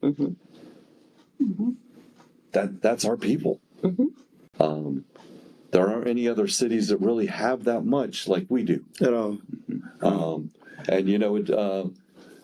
one AOK tire going out of business, losing your job. One, I don't know what other businesses go, but one business going out of work, going out of business and losing your job, and you don't have a place to take your kids. One City of Sanford shutting down positions. So I get it. I do get it. And I am in the majority of of low income. That's literally what category puts me under, low income. But I want to be clear that I want to make sure that we, whether we're getting behind it or somebody else is doing it all for us, or we're adding one penny into it, that we are clear that we are trying to support the people of Sanford and not taking on the burden of Seminole County. Like I said, y'all know how I was, but out of all us in there too, we have to be mindful. I'm up and down 13th Street at Historic Goldsboro Boulevard all week, all the time. And again, doing the freeze, talk with the Methodist Church, talk with Chris. So it's not like, again, it's I'm not saying that it's just my district, because we all got to play a part in it. But I'm there. So it's not like me talking about I got to go and try to find out. But when I found out who the people were, and talked, and they said what they want to do. They want to take care of their home, and their home is Sanford. Mm-hmm. And so if we got somebody again that's going to take care of our home, it's their home as well. That's a no-brainer. You want it And in if we're First District talking- too? Well, No, so, here's the, so let's circle back to what is it we're talking about. If will our ask to them to be, we think the need is step-up housing. yes. And I just coined that word, step-up housing. I don't know if anybody ever used that before. Because if we do You know, this, someplace to move from the step after a shelter. Well, Yes. Because that seems to be. That's the help. But here's the thing, but it's two things, like Commissioner also said. Because I was fighting Chris on this, and like he said, they have enough space of needing more beds. But if they could move people out. he wants that there's building next more door. permanent Well, housing. yeah, with those folks, I mean, somebody, they don't want to sell it. And Where y'all- I'm where talking y'all about it. talking That old church. That old that's church. right beside it. Oh, okay. That nobody's been in it for 30 years, It's possibly. in code enforcement. Yeah, It's, and they don't want to sell it sometimes- to the them. Rescue Church of God. But the thing is, we have folks that want to, whichever way, I know that they will do whatever we would need for them to do is going to be best. But they definitely, Commissioner Britton, want to take care of Sanford. When you brought this to the commission before, about a couple months ago, we were talking about in District 4. Remember, I don't remember, we were saying, because the goodwill is out there. No, last year we said, That was for his day center. Oh, we okay. talked Day about center. talking to the sharing center, and this is where I failed. I haven't talked to the sharing center. It's been a year. About looking, and we talked about the I-4 Yeah, corridor. yeah, up there by the Goodwill. Yeah. And It's now not about putting it where the mall in is. there, sharing centers No, got I'm the. talking about putting it at the Walmart. But the bus line's not there anymore, so, The mall. Yeah, but the bus line's not there. yeah, Mm. that's another. Yeah, we So all that, know. that day center, what do you, that area by Chick-fil-A, where there's already a camp in there anyway, were you considering the possibility of maybe a day center being out that way, or is that a benefit to our uptown Well, Sanford? that's the county there, so Ooh, we can't really talk about. Yeah, that's north of my Stuff sister. there, yeah, okay. Well, that's an ideal place to put it then. it is. Yeah. Like they gonna go for, But I mean, and we just talked about, that might be an area. We did, yeah, I remember that. That's possible. And now they're doing I that new think, truck you know, stop out that way too. If you, and I've toured the sharing center, where they've got a place for people to come do laundry. They've got a place to come and get them. Yeah, they've got a nice transitional setup there from step one through step whatever. Yeah. You just go from So one part of I that. think that's a second piece. Good. That would still be good for us. Mhm. Okay. Carrie, don't make me tell you off on, mind your business, okay? But I was asking about contributing just in case. Y'all be nice. Yeah. I am hungry. If they were gonna provide all this money and have another city step up, because here, we're giving you funding, but no, we want to do it here in Sanford, that's where the need is. And that's what these folks want to donate. These folks gonna take care of home. All Yeah, right. take care of home. So, I will get back with them and let them know. yeah, maybe we do a that combination We think of, the primary need is the transitional housing, not the emergency shelter. And it can help take care of both. But they can also talk with you and then talk with Chris as well. Yeah, do you mind if, well, can you reach out to Chris? Yeah. And just have a conversation, make sure. because if he needs more beds, how do we help? Other than that? just more beds, he has property Right. that they can do some stuff there. Okay, He just talked with, Yeah. I mean, Okay. and these people to take care. Okay. cool. All right, moving on to budget. Show me the money. So you have a document from Ms. Lindsay. Yes, I suggested a 0.1 mil decrease. The city manager and the finance director asked me to come speak with them and told me that was a really bad idea and all the reasons it's a really bad idea. I still think a 0.1 mil decrease is not that big a deal. I did some research, and this is back on the agenda page. Did some research on the property appraiser site.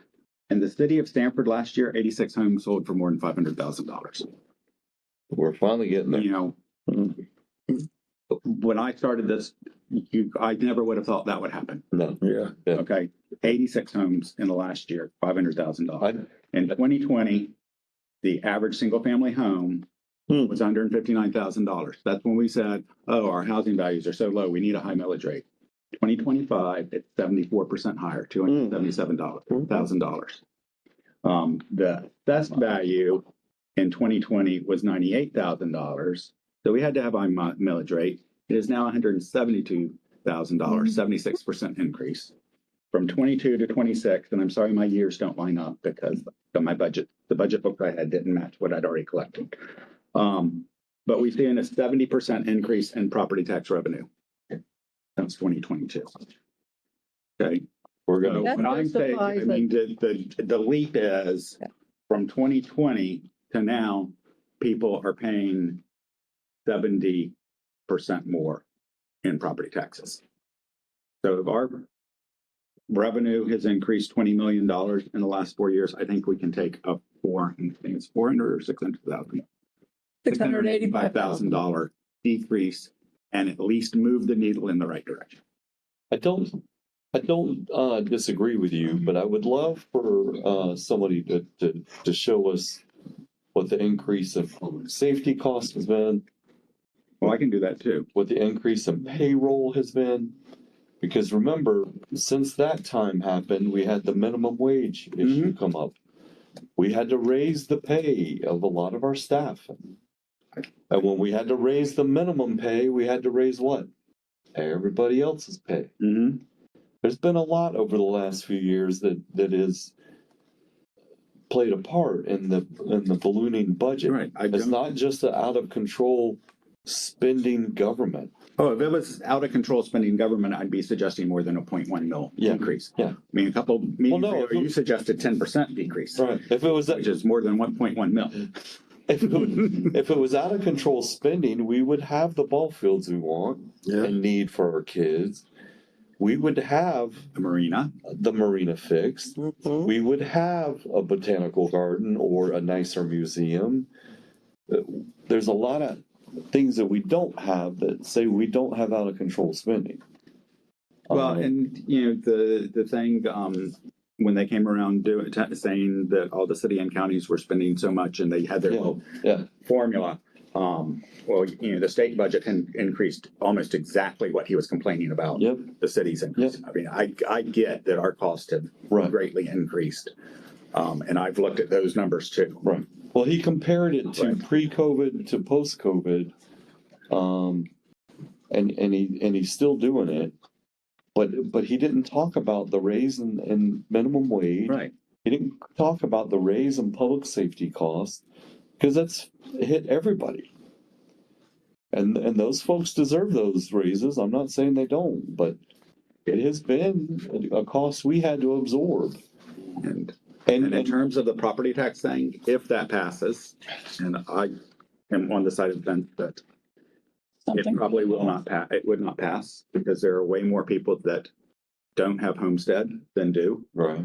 But if it were to pass, then the answer to that is you got to get back to the fire fee.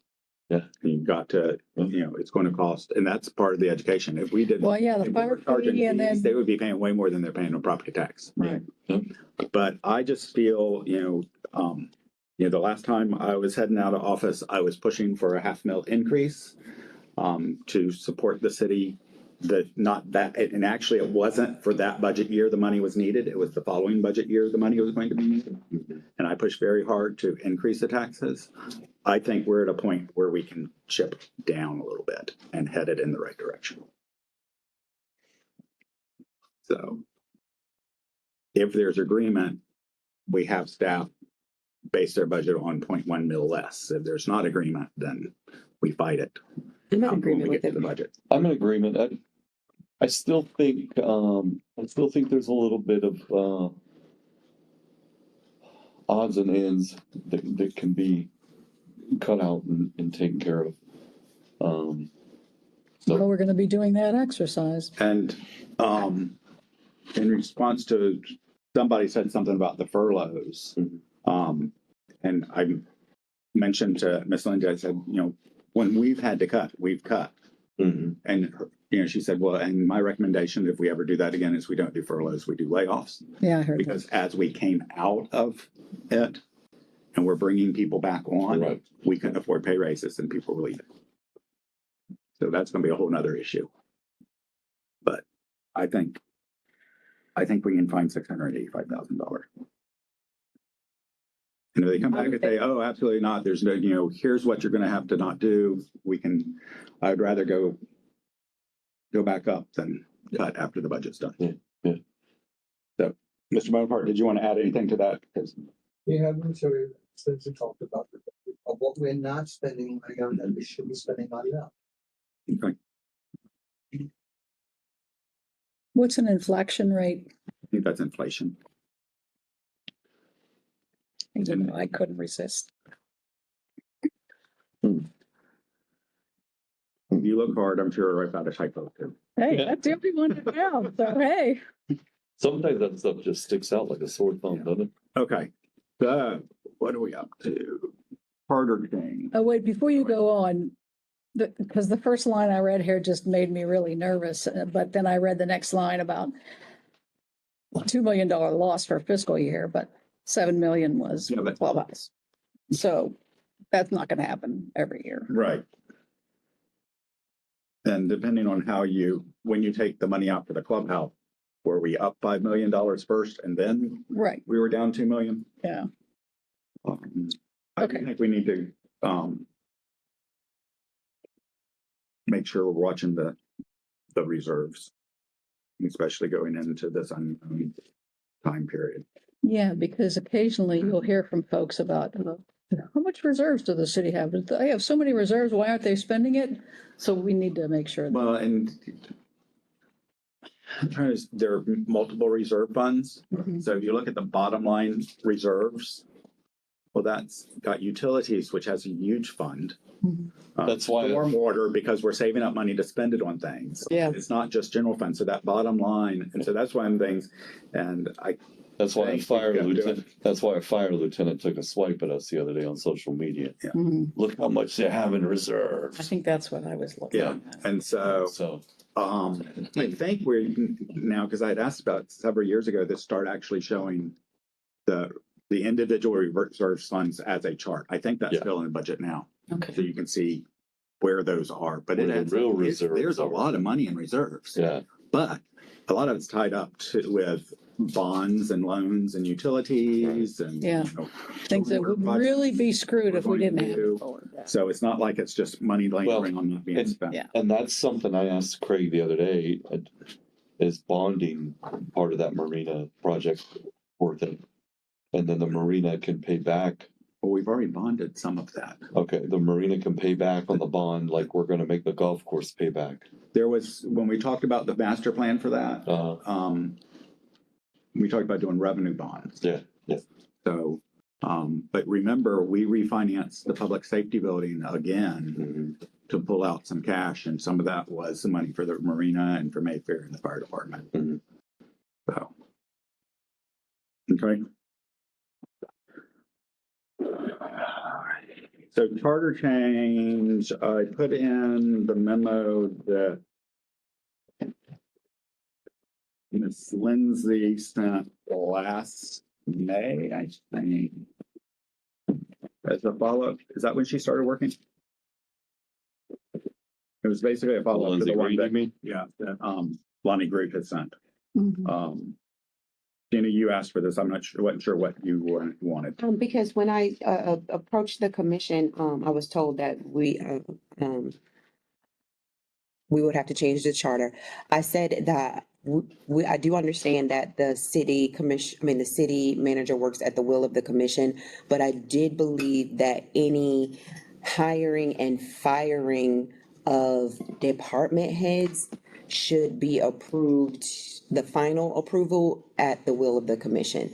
Not saying that we have the say so, but before it is final, before a director is fired or a director is hired, not level low employees, superintendents, anybody like that. But a director, because they manage so much, it should be contingent upon the approval of the city commission. And that's why I asked for us to review the charter change. When I brought it up at the evaluation time, it said, well, that was a charter matter. Okay. Well, I would disagree with you on that point, but in terms of reviewing the charter, I'm seeing that as two separate things. Why would you disagree? I know that before I was first elected, the fire chief and police chief were either hired or approved by the city commission. And there were significant issues, especially with the police.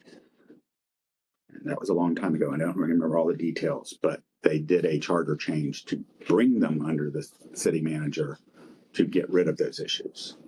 I think having to,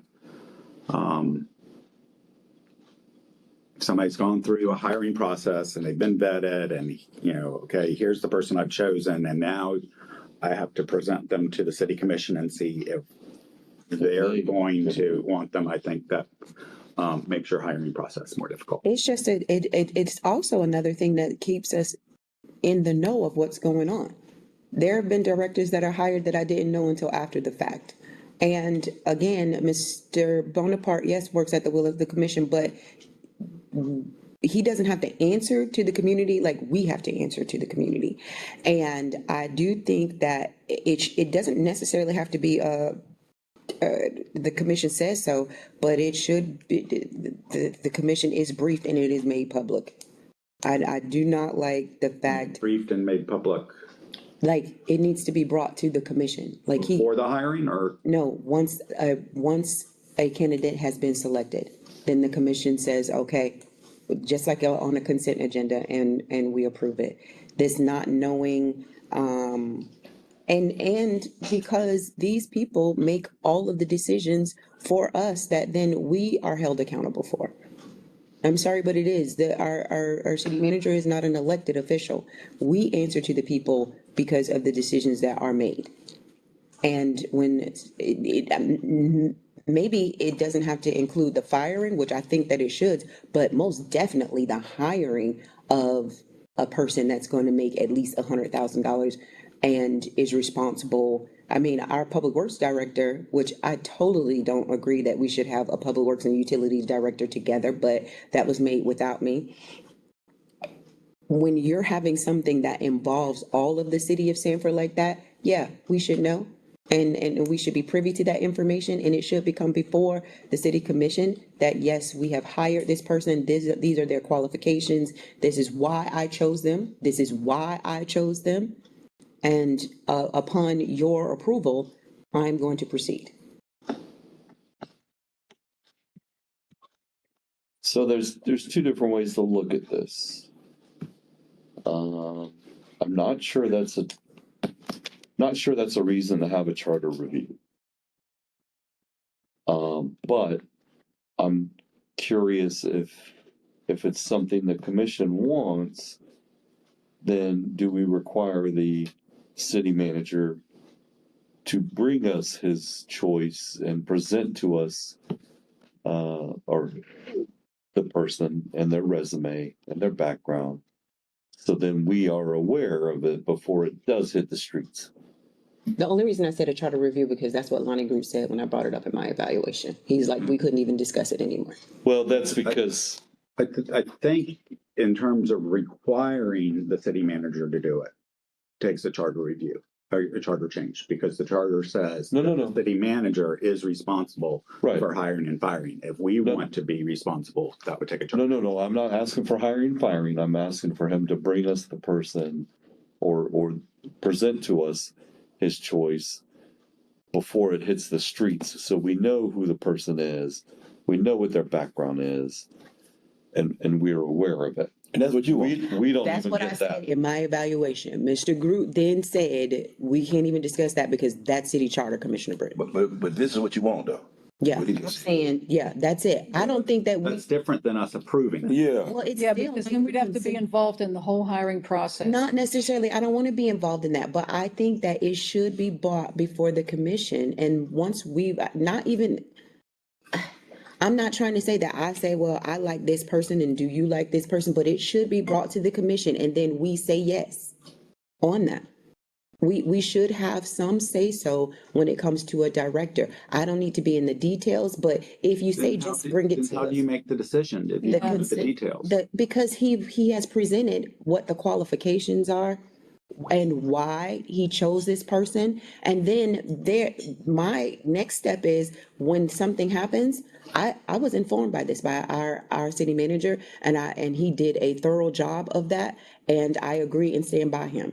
When we had a couple of issues, I said, I don't even know. I asked the city manager regarding one item and I was like, well, who did the interviewing?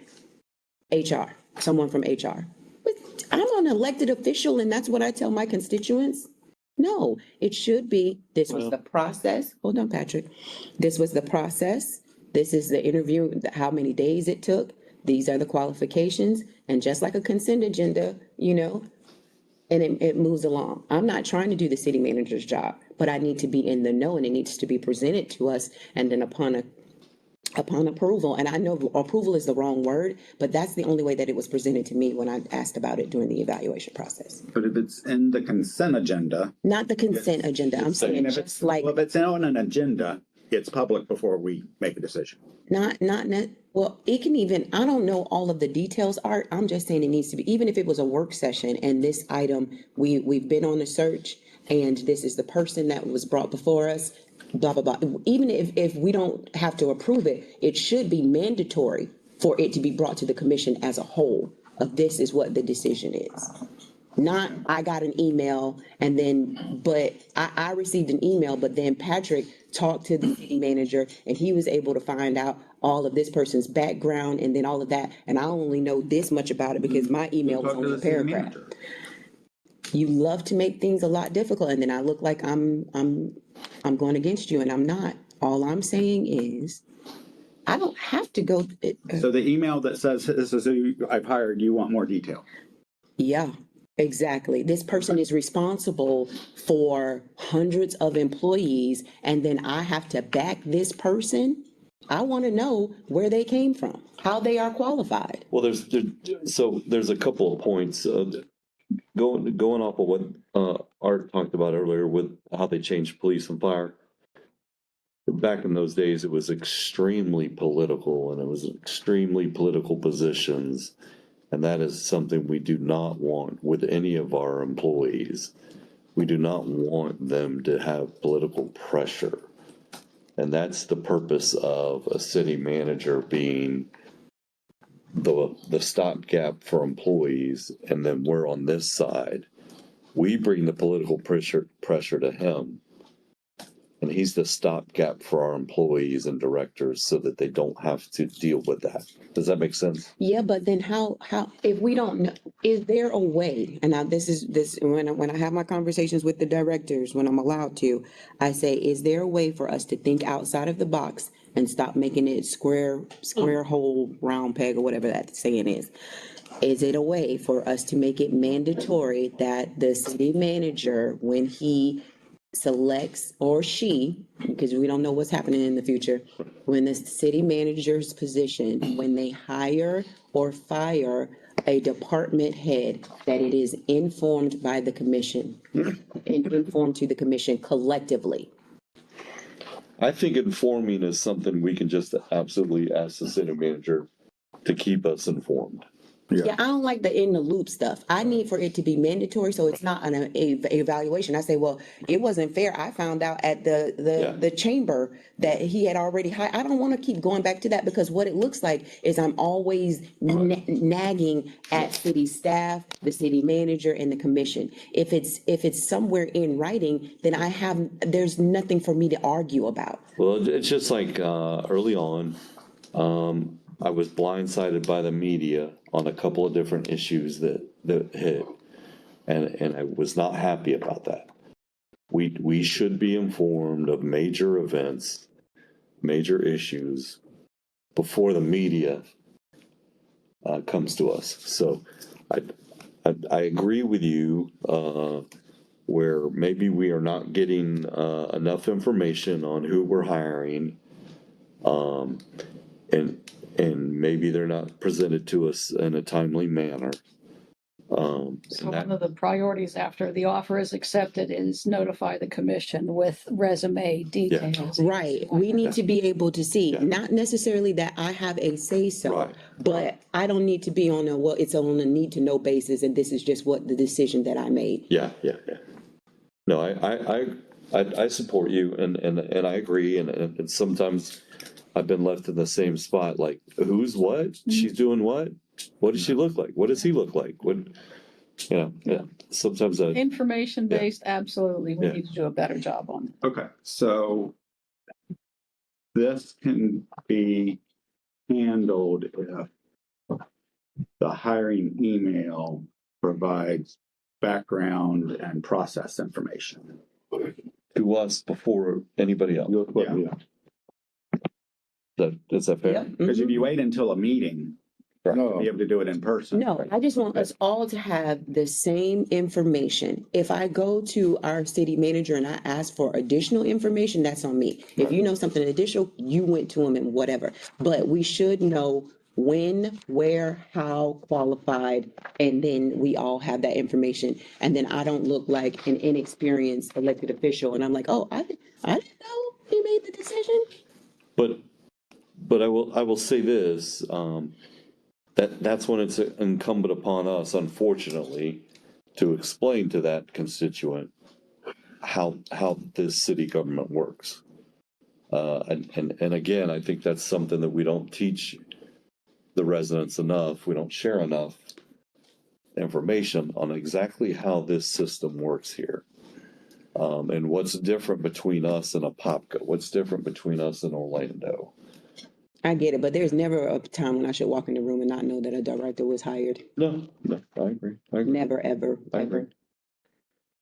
I agree, but people need to know that we don't do the hiring and firing as Right. well. And that's why we have Citizens Academy, and then Lisa does do the podcast and stuff. That's not my fight. Yeah. My fight, none of it is a fight. Right. I just want to make sure that in my next election season, and I'm believing God I'm running unopposed, it looks like it, and so does Carrie, is that I have to do less. Still got a whole nother month. I Bickering. might move.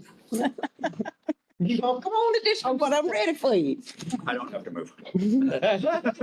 Stop rubbing it in. I'd be so ready for that fight. So we have an answer on that. Yeah.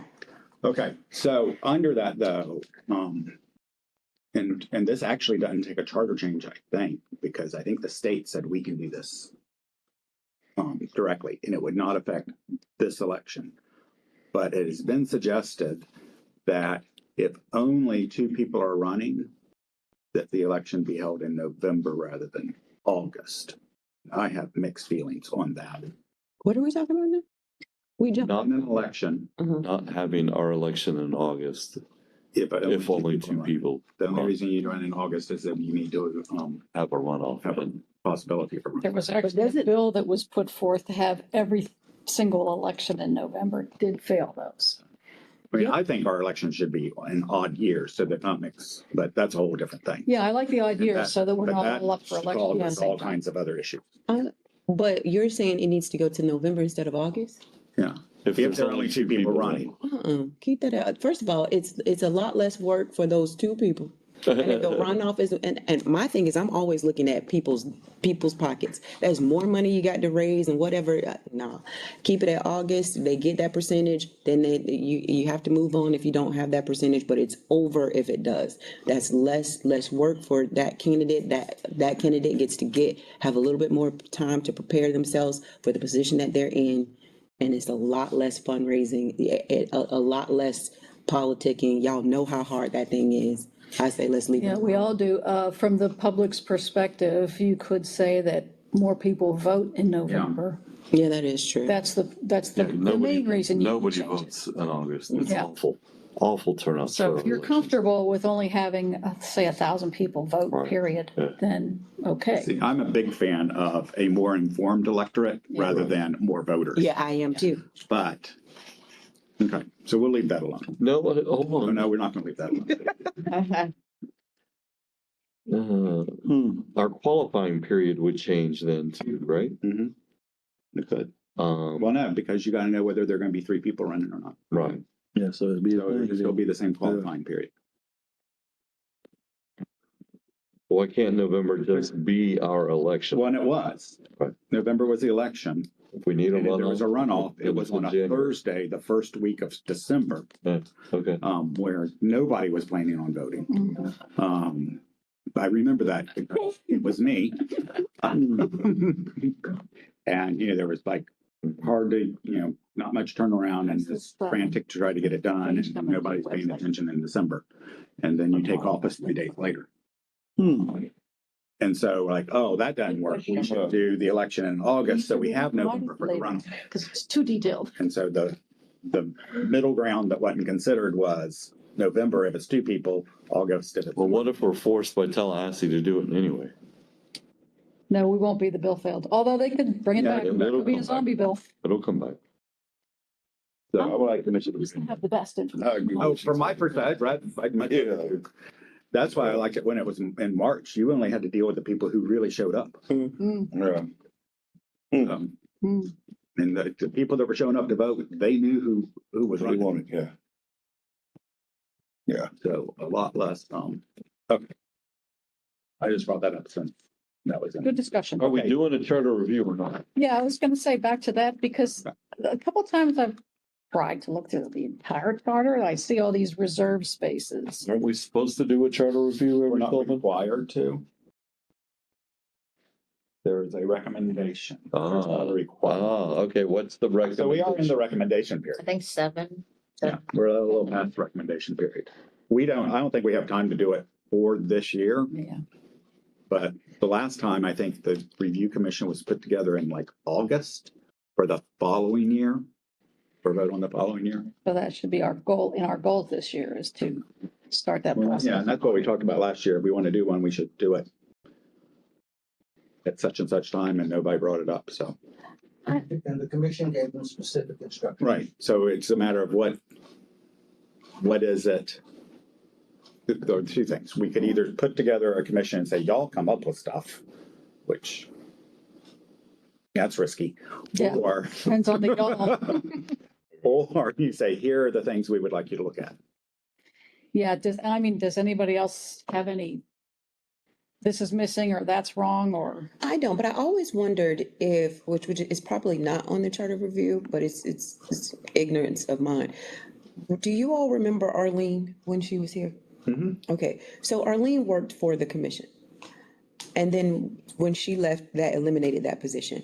I'm not saying, okay, I am saying District 1 is a heck of a lot. Art, you know it as well, and it is growing and it is growing and it is growing. Not that I have more than anybody else, but y'all can all agree that District 1 is a little bit more involved. Is it possible? I mean, we can't hire another person, but I did bring this up to the attorney about there being internships to assist the city commission on some of the issues so that we are providing a better service to our constituents. Because I know that there are times when I'm completely overwhelmed with District 1 because my residents, I'll say 30%, are very involved and have tons of questions. There's no need for me to have a District 1 meeting because my District 1 meeting happens twice a month in District 1, which is our commission meeting. My residents do show up. Arlene was an asset, but it was not necessary. Is there a way of looking for assistance to the commission as a whole? Not just District 1, but to the mayor, to the commissioners, someone to help you stay on track. I do come off a little aggressive when I'm constantly at a commission meeting and saying the city manager didn't give me this or I didn't hear that. I think it would help a little bit if we had someone to do some follow-ups. I mean, our emails are very heavy, but I mean, you can do a public records request. My stuff it's heavy. Oh, I mean, Arlene and Pamela does Pam does most of what Arlene did. As far as, what I did, it was mainly reminding me, hey, you were supposed to send this letter to so-and-so, or you want me to write it for you, or, and I do that a lot with the city clerk's office too, in terms of proclamations and stuff. So I'm not sure I would find another staff person particularly helpful. But I don't that's know. just me. Well, you I'm not mentioned thinking of intern. maybe possibly an intern. I'm not trying to get where we've got to hire and fringe benefits and all of that.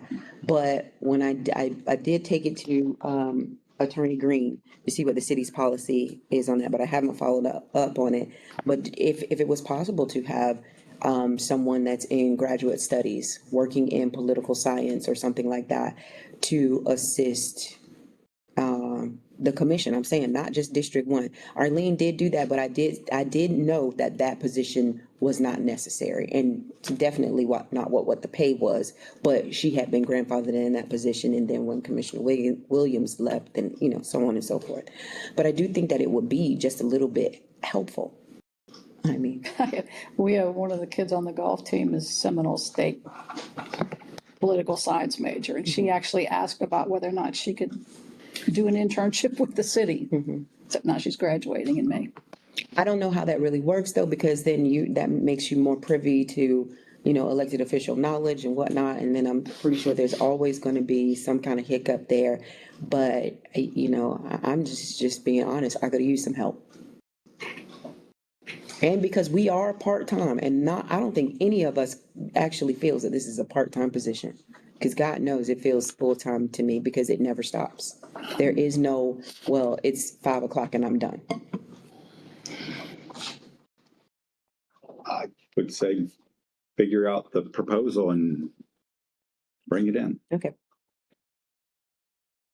Well, I know just the way I work, it's probably not gonna help me. But that's how I work. intern, just remember the way we do interns here, we actually pay them too, so.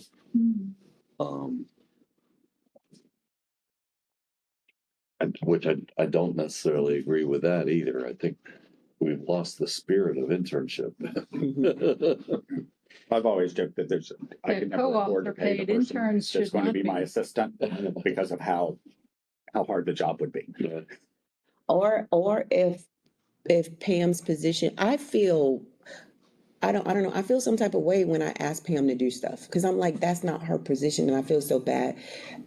Because her job is to assist Mr. Bonaparte. And so if I'm like, okay, can you respond to this? Can you schedule this meeting through that? Usually I try to do it myself. There are some things like last week for the FBC Leo, I said, can you schedule the conference and make the hotel reservations? Of course, she has to do that because she has a city P card. But if that becomes a part of her position as well, then it's not like, I'm like, oh my God, is it okay for me to bother her? I thought that was part of her. I think that is part of our job. Martin. Between her and the clerk's office, yeah. Yeah, Yeah, I was gonna say that. When Arlene's position was At the sleep time. eliminated, it was those two would handle the stuff that we need. Well, see, the only thing that I go to the clerk's office for is a proclamation. Yeah. Okay. There's- I take a lot of phone calls. Yeah. I get a lot of, yes, we get lots of phone calls. Okay. By the way, you mentioned something that I haven't done. That letterhead thing from the airport that they needed done? Oh, that was, yeah. Can you just sign this? Yeah, Instead of, I've would never done you that. Consider approving. Yeah, I this? don't know why they sent it to everybody. I didn't do that. Well, I I rewrote didn't it. reply to it because I don't And have asked for more letterhead. I don't, information. Oh. and I didn't know who to send it to. Do I send it to Tracy? Do I send it to Pam? Do I send Oh, it? she wanted it to She go was right to sending it to Nicole. Yeah, She what? She wanted it to go. but I thought right it to was Nicole. odd that it was sent to everybody. Yeah, I didn't understand. I didn't understand that at all. Usually it's just the one. I'm glad you mentioned it because I was wondering, is this a normal thing? Yeah. No, that's the first time I've ever seen that, I think. Okay. But see, that's another thing too, handling issues like that. I don't feel comfortable with just throwing that over to Pam. There are some grants that I want to look for downtown businesses. I know we have economic development, but they're overloaded with stuff. There are some things that I see that other people might not see. There are things that I witness when I go to these conferences that other cities are doing. doing? And I'm like, can we do that as well? And I try to navigate those waters as just Commissioner Britton. But by the time I get done with everybody complaining about customer service, hours of operation, who's not doing this and that, Well, I don't think, I don't want you to feel like staff is overwhelmed. I want you to feel like staff is here to help us make this city better. And so if you reach out to Norton to ask staff for some of that stuff, or if you just go to staff and say, hey, what do you think about this? They might tell you, well, Commissioner, we tried that before and blah, blah, blah, or whatever. You know, I don't think there's any problem with you reaching out to staff, reaching out to Norton to help you with some of that stuff. Does P3, the other Pam, have time? and she works for two Accessibility? departments. She literally works for two departments. She's economic and community development. I know that because that was my position, and that was a lot of work. Oh, Who are we talking about? Pam Smith? P3. Oh, you're talking about Pamela Lynch or this Pam? Pam Smith. Is she P2 or P3? We got three. I know. Yeah. So Pam Robinson, Pam We got Lynch, and Pam. The What's her Pam. name? And then we got the other Pam. She's And P1. then we got the other Pam. well, maybe Pam Lynch might be able to assist more now that the CRA is, Yeah. Maybe, okay. because I've been curious about her future. So How do we keep? just me as a fellow commissioner, I don't want you to feel like you got to do all that on your own, number one. Number two, that staff doesn't want to help either. Yeah, but I want, if by God's grace, I'm elected again, I want my second term to really be effective. I don't want to argue. I want to be able to say, wow, like, Commissioner Britton brought this amount of money in. We looked at these kind of grants. We did that. And I just don't have the time because we're part-time and I have to earn a living myself to be as devoted as I would like to be. So if there were some people to say, hey, Commissioner, I looked up these 4 grants that you were talking about, and this is how you could proceed. I really don't want to be the angry commissioner this next term. I would love to be able to say, these are some of the accomplishments. My only accomplishments have been, I have been able to get to the table and get you where you need to be. I would like not to be a firefighter in this second term. You're in a tough spot because you have probably a bigger, more complex district, but not quite enough that we just have to say we need 5 districts or 6 districts. But it's unusual in that there's just more there to do. Would an intern, and by the way, not that this is the way everywhere, but typically a co-op is paid, an intern is not. So why are we paying interns? So I don't think we rule out the possibility of an That may unpaid be the former intern. HR director's way of doing things, but Well, that's the way former it's is done. wrong. Yeah. But if this would be somebody that would do things you could easily train them to do, they wouldn't have to know everything a commissioner does, right? Right. And some of them could just be to help, like some days I'm just overwhelmed that I don't get to share everything that the city shares. Sometimes I don't want to share everything the city shares. I like to share. I'm starting my own newspaper for District 1 because a lot of people go with what Art says. My take on what Art says is totally different. He's more teacher wise. I want to do something different. I like to think like a social media person. I like to think like a 3rd grade level education. Art is really intelligent. Everybody don't want to think like that. So I don't want to. They want to, they just can't. I don't want to do what he did. People elected me for a reason. And so I want to make sure that I'm giving as much as I can to the people that I represent. And I was just wondering if we could get a little help on that. Sure. All right. So we're looking to unpaid interns, and you're going to, you and Claudia, it sounded like, had the ideas of structuring what an intern program would look like. Let me do some research there. All right, then, and I don't know how deep into the weeds we want to get with this next one. Event costs and sponsorships. Deep? I mean, at this time, Oh, okay. at 11:18 on Saturday morning. Oh, no. But I think that So we I don't could, know if we can just come up with what direction do we want to head? I would just like a consensus from the commission. Are we leaving it alone? or are we supporting? We don't have to get into how deep, but I think at some point we should say, yep, the commission is backing up from this and you got to find funding on your own. The city cost is what the city costs are. Or we say, okay, yeah, we think that it is very valuable to us and we're gonna, get into the weeds of it or whatever, but it being kind of up is what's the big deal. My concern with, it's very important to us and we're gonna fund stuff is how do you decide what? And if you look at the list of things that were funded, and the different values they were funded at, and whether it was nonprofit or if it was a business actually running the program, I found it interesting after all the hoopla about, Porch Fest, that they were able to put together a program with no city fees, no special event that raised $22,000 on a Saturday. And almost became Porch Fest. Yes. And rather than wanting us to pay $22,000 so they could have Porch Fest. I look at it's tax money. All of our taxpayers want to support events in downtown Sanford. There's certainly some that do. In terms, there's definitely some economic development, but to pick and choose which events, I think gets dicey. So I could go along with something like, find ways to reduce the cost for events, which I think we have found some. I think there's probably still some room there. If we wanted to fund a percentage of city cost events for every event, what is the flat policy? But to say, oh, we really like this event, so we're giving you $5,000, but that event you're on your own. I have a rule. Or it's I new agree. and we don't know Yeah, enough about it. I agree. If it's an event that's bringing 30,000 people, do we really need to help fund it? Right. So, or do we do a startup grant? I just think either we bow out of it or we define what we're going to do. I have no problem with us saying, hey, that's not what we're here to do. And individually out of our commission things, if we want to give $5 for stage, then we do. But at least we know where we're going with it. Well, this might be not a bad time to, because of everything that's coming up, how difficult it's going to be, how much we're going to have to look at possibly cutting costs. Is this a year that we could have all these events do a reset and say, how do we do this without cities?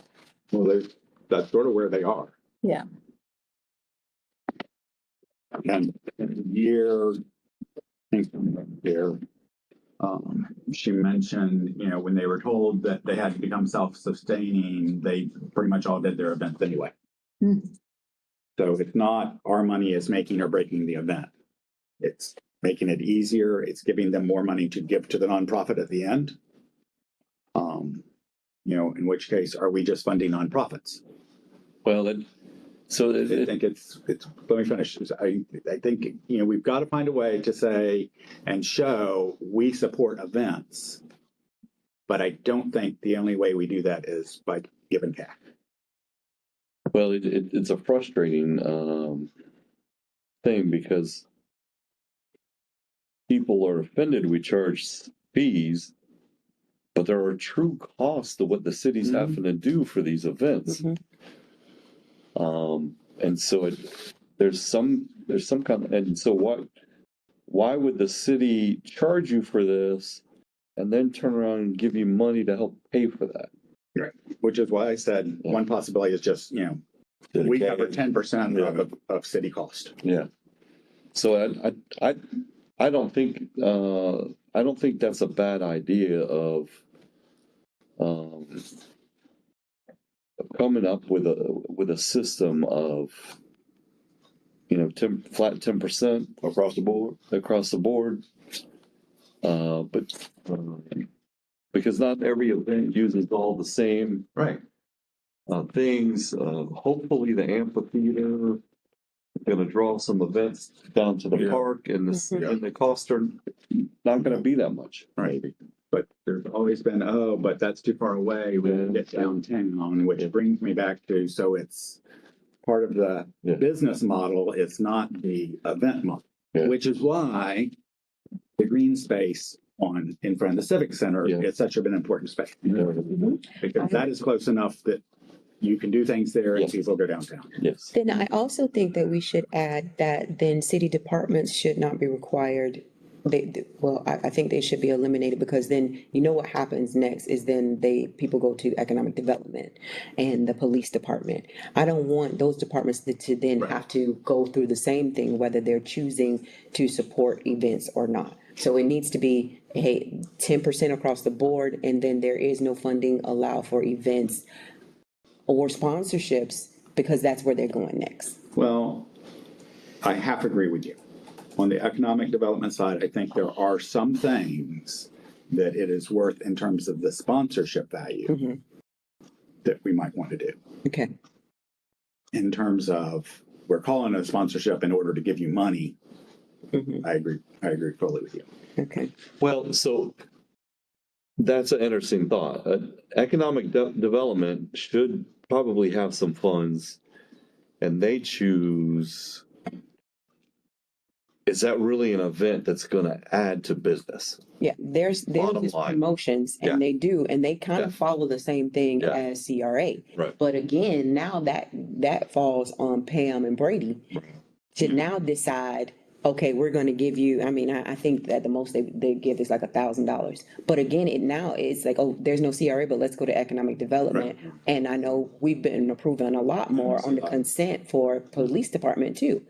And I saw one that I totally didn't agree with, but I left it alone. But the police department was funding an event in Altamont. But again, we don't want this to be falling onto the other departments. It needs to be the same all the way across the board. Okay. Good point. So are we leaning towards either no funding or a flat percentage of city fees funding? 1%. Yeah, let's try the flat percent. Yeah. At least we're trying. Yeah. Why are we getting billed $1,300 every month by the farmer's market? Oh, because we agreed to pay for it. Because we pay that group or that person Yeah. to run it. We had major problems with, Before. not like what we had recently. We had, When it was when it was an organization running it and as an event, it was. So 10% is going to be, that's what they're going And to then get. before that, We're including them in this decision, right? No, that's a contract. Well, with they're them to run listed it. on here. city staff ran it before. Okay, so that contract just. Maybe stays. it's time to revisit how we fund the farmer's market. Because it certainly seems to be have gotten consistently larger and attended, as opposed to when we were trying to find anybody to come there and fill in the space. So maybe that's something to. When's the last time we looked at that? relook. It was economic development first, and then the Derek Daniels group did it, and then Project Sanford. And that's where it's at now. Project Sanford is Derek Yeah. Daniels. Oh, well, he's no longer. Right, but Yeah. it morphed from the Welcome Center. Yeah. Okay, and then, three more things. Energy efficiency, solar implementation. I've gotten a couple emails and I looked at what Seminole County did. I really think there's some possible value in us doing, a floating array or something on our building with solar. And that's just sort of like floating around but not being pushed. Do we want to go after that?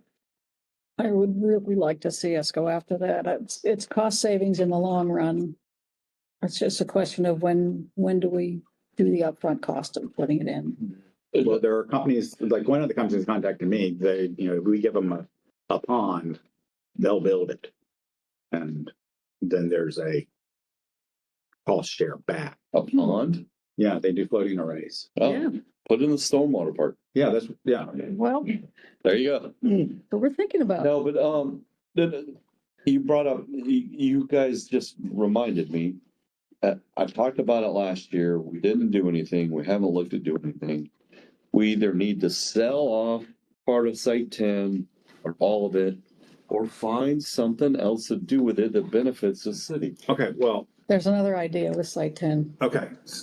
You have another idea for Site 10? No, somebody has another idea. I Yeah, think we have Ray- an idea for Site 10. Yeah. What? We have been approached to make it a mitigation bank and stormwater park and water quality improvement area. Mhm. And so we have there are a couple of organizations that are looking at ideas to do that. And I would expect something that's coming to the commission in the next couple of months. Mhm. So we're gonna offer up our property for somebody else to make No. money off of it? No, we will make money off of it. Okay. Well, and Good thing. okay, so there's a possibility we would get revenue from the mitigation bank, Mhm. and depending on who. But you're when's the talking- last time we had a project that needed a mitigation ban? There's no mitigation bank in the Lake Jessup Basin. All right, really quickly, what time are we out? When we finish. I was hoping by Don't noon. pull it. I would, Don't pull it. It could be one. I was hoping at 11, but it's 11:30. No, And there are a couple more. I mean, I think unless y'all have other things, I think we're gonna be no, done. we can take as long as Listen, possible. the I just got somebody fumigating. I just wanted to give them a turn. I know where I want to be down on First Street. Yeah, my expectation is we're done by noon. Okay. Okay, so anyway, and you know, this has been going on, and the question has been, when does it come to the commission? So I guess it's coming to the commission now and to the public. Okay. That there are a couple organizations that are looking at this. There is possible revenue from the mitigation bank side. So we would sell credits, and it would be, you know, we could use the credits, developers could use the credits, whatever. Something for Brady to use when he's pushing more businesses to come into town. So there'd be that.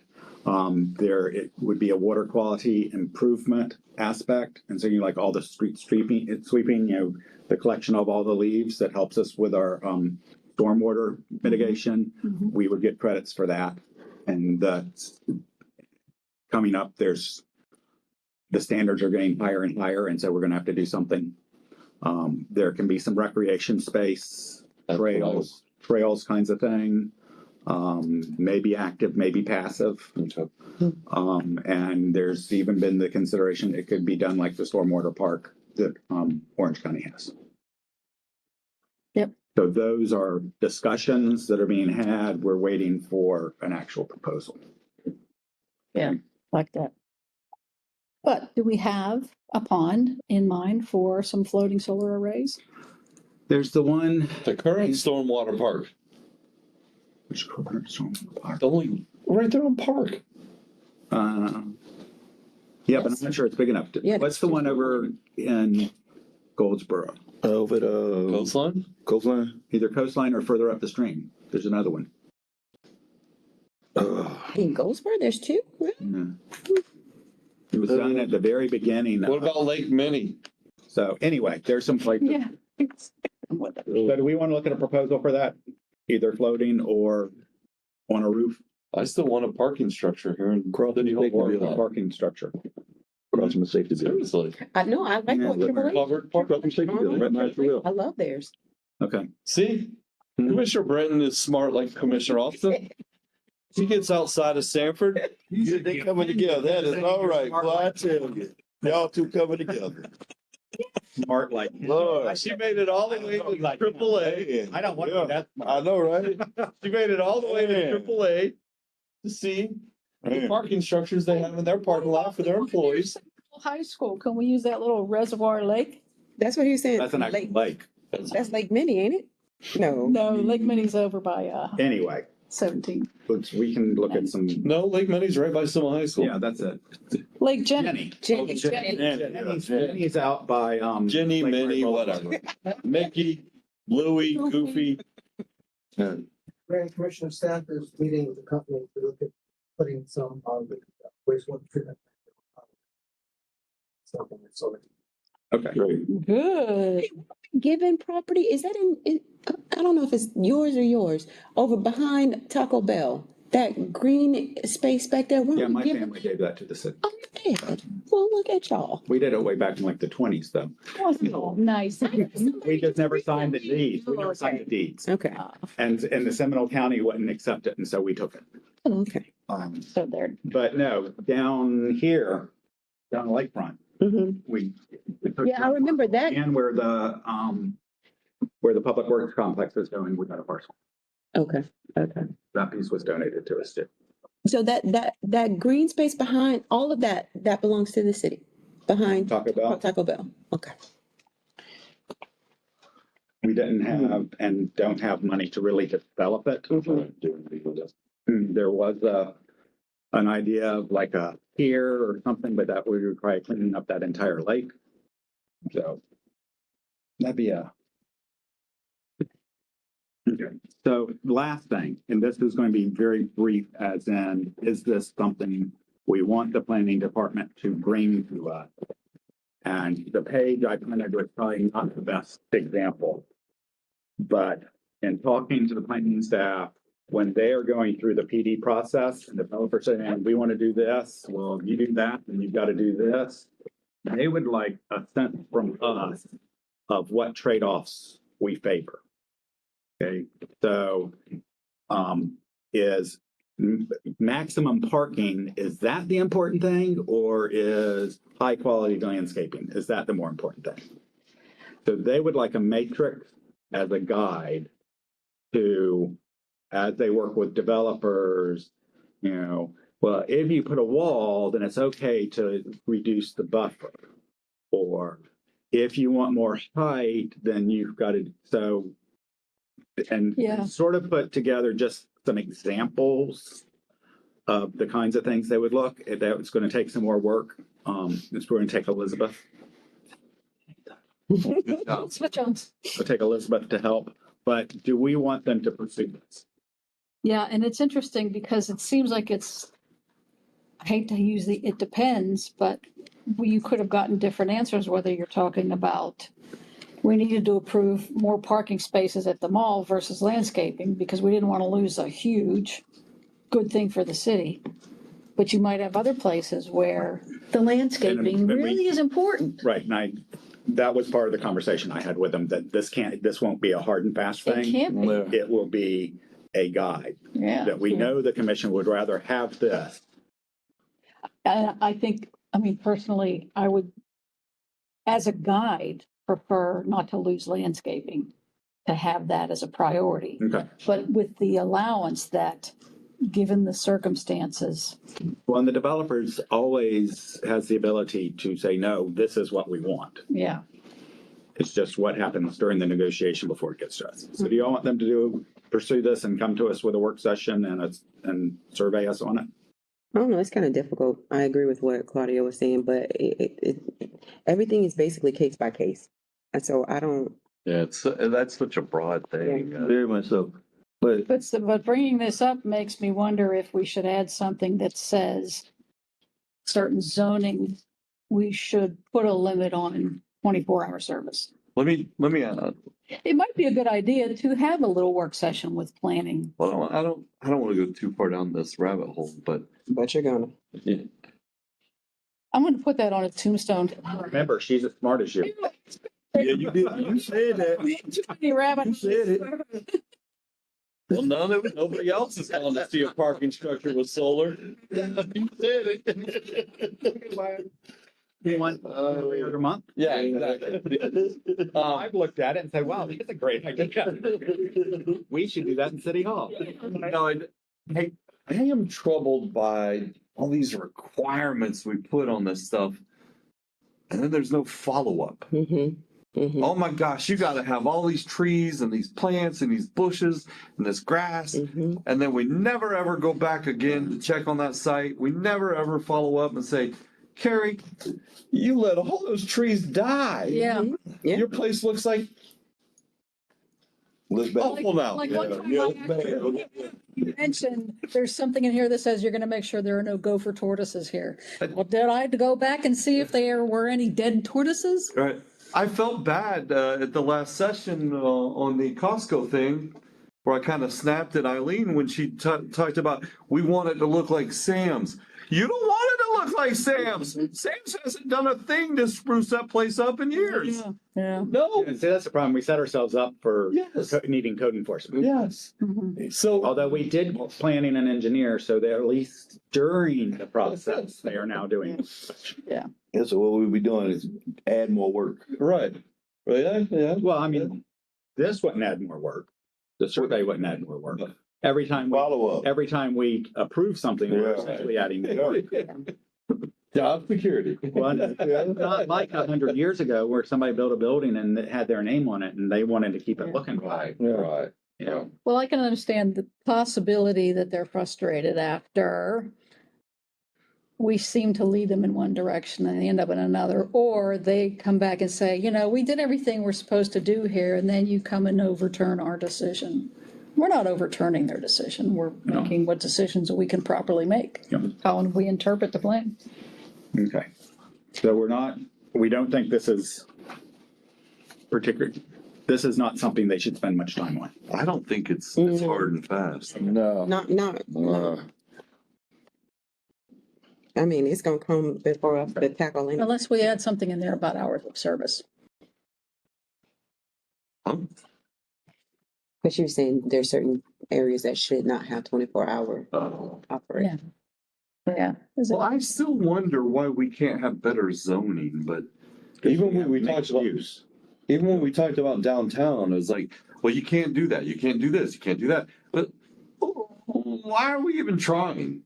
Right. Huh? The problem is we've got all these mixed use, which lets you do pretty much whatever you want because Well, no, when I was created asked, that process, we were desperate to get people to want to come to Sanford. So we opened it up. no, I was And like, now people want to come to Sanford and we're having to struggle with that. why can't we rezone the opportunity site? We can. That's what they were saying, that we would need to rezone it. I thought they told me we can't. No, No, they said if you want to sell it, you should rezone it first. Right. Yeah. Which is, I wanted to do that while we were still dealing with Heritage Park. Right. You brought up, go ahead. I don't know which one of you said it, but having a work session with the planning department, I think that's really important because, you know, as smart as we think we are, we don't work in these departments 4 days a week, like our departments do. And I think we could make some better decisions if we better understood some stuff, because there are a lot of things that I'm like, well, we just can't do it because that's what the law says. That's what our charter says. That's what our comprehensive plan says. And I would like to better understand it so that I can, and I think not I, but so that we all can make better decisions for our constituents. But sometimes our problem is that we have to rely on those who have the degrees, those who work in that. And it like this last one that we just did, that was a lot of work.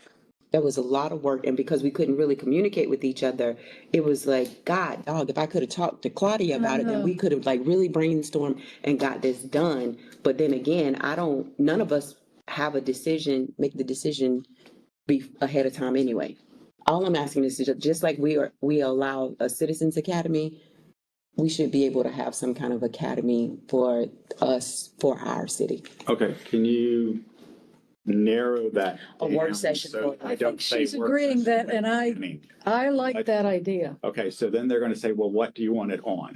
Well, just our comprehensive plan, number one, because sometimes we rely on Eileen a lot and on Tony. And then sometimes I'm like, no, we can get around that. Give you a perfect example, the flagging from the museum. I had to sit down with Tony and actually say, okay, how can we do this the legal way? And he said, no, Commissioner, we're not allowed to do this. Then after you do all of the studying and stuff, you're like, wait a minute, there's room for government speech. which would allow, A, B, and C.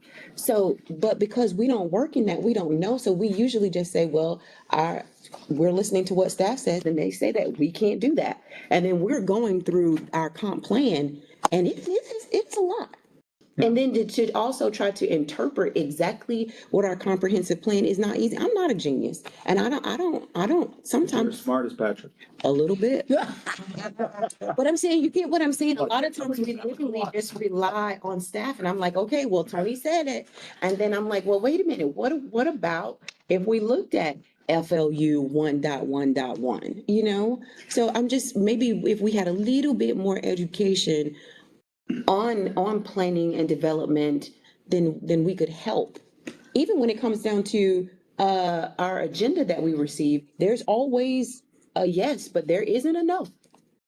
Would it be possible for them to, given their experience, maybe come with a summary of where they've seen the most difficult issues that happen on the dais?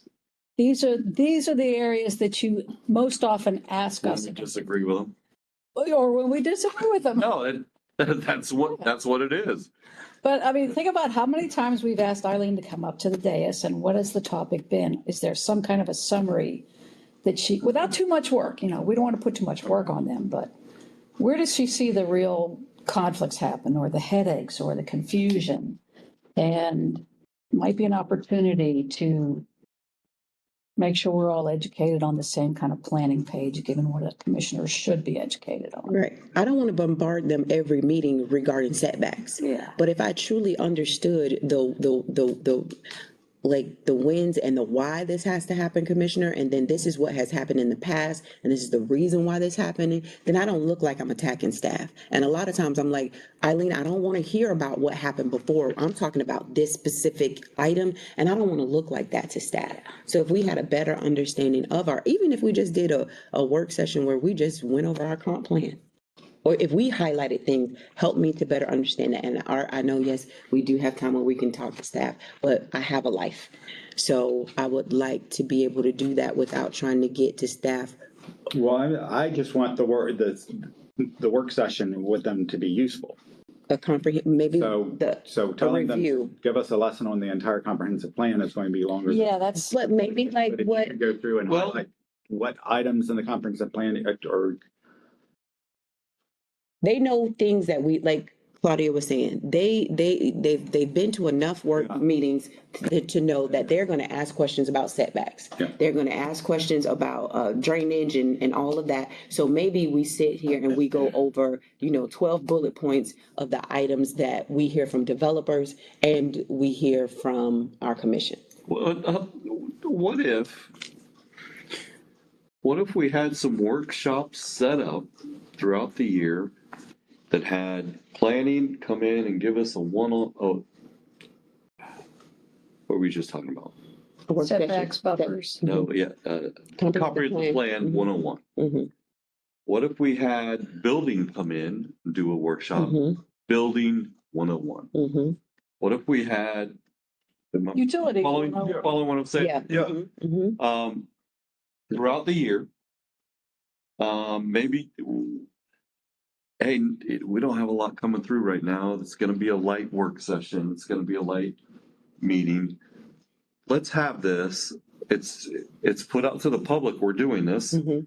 Maybe some of the public will come and listen, or they'll watch, and they'll learn with us. Kind of like Citizens Academy, That's what I only was you don't just have to do every single week. Right. Mhm. Okay. All you care about is utilities. Come to that section. Yeah. Okay. Anything else on that? Mhm. Good. I like that. All right. By the way, this, Where's the mark?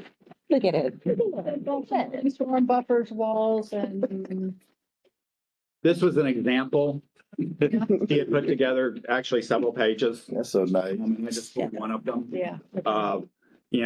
Have us go through and decide So this was a minimum lot potential. size, highly important or slowly important. And they wanted to sort this out. It's not ready to do. Get it together. It was, here's an idea. Do we want to move forward with this or tell them, no, this isn't the right direction? And that's what I heard. This is too much work for them and probably not enough Because we'd still end up making exceptions. Right. anyway. Well, What we prefer is some training on help us, development regulation. help us to understand why you, Yeah, okay. Yeah, Mm-hmm. made the decision. All on the same page. is that good? Yep, yeah. Yeah. I But firmly. to be fair, if they think that that is something they need from us or want from us, if they think we are hindering their process, then that needs to be a workshop discussion. Okay. Okay? All right. I like That's it. called as a me. I like it. Was this one shorter than our last one? I think our last one was longer. Seems like the last time we pulled out all my hair. I know. Yeah, you had hair last time we did this. It just dropped, gravity went under your chin. I had one other thing that I might want to bring up, but I think I need to bring it up at a regular meeting. No, go We ahead. got time. Now, Well, but on I'll bring it up. the comp plan, You got 11 minutes. are we, well, this is probably just a Well, don't wait planning until your question. last day. In planning, but presumably they are already considering what they're gonna have to do with the comp plan, given HB 180 and 1145, and possibly some other bills. Yeah. They have some work to do. I Well, don't need to tell them that. Every year they're dumped with new things they have to do. Yeah, these are biggies though. And I want some input on any changes they make to 1145. okay, so one other thing, generally when we've named something after somebody, or done something like that, it comes up at a city commission meeting and you have to vote right then, and that's always annoyed me because I think there ought to be some time to think about it. I would like us to consider naming the Welcome Center after former Mayor Linda Kuhn. And the reason being, she got the building from the county. It was a county building. She got them to give it to us.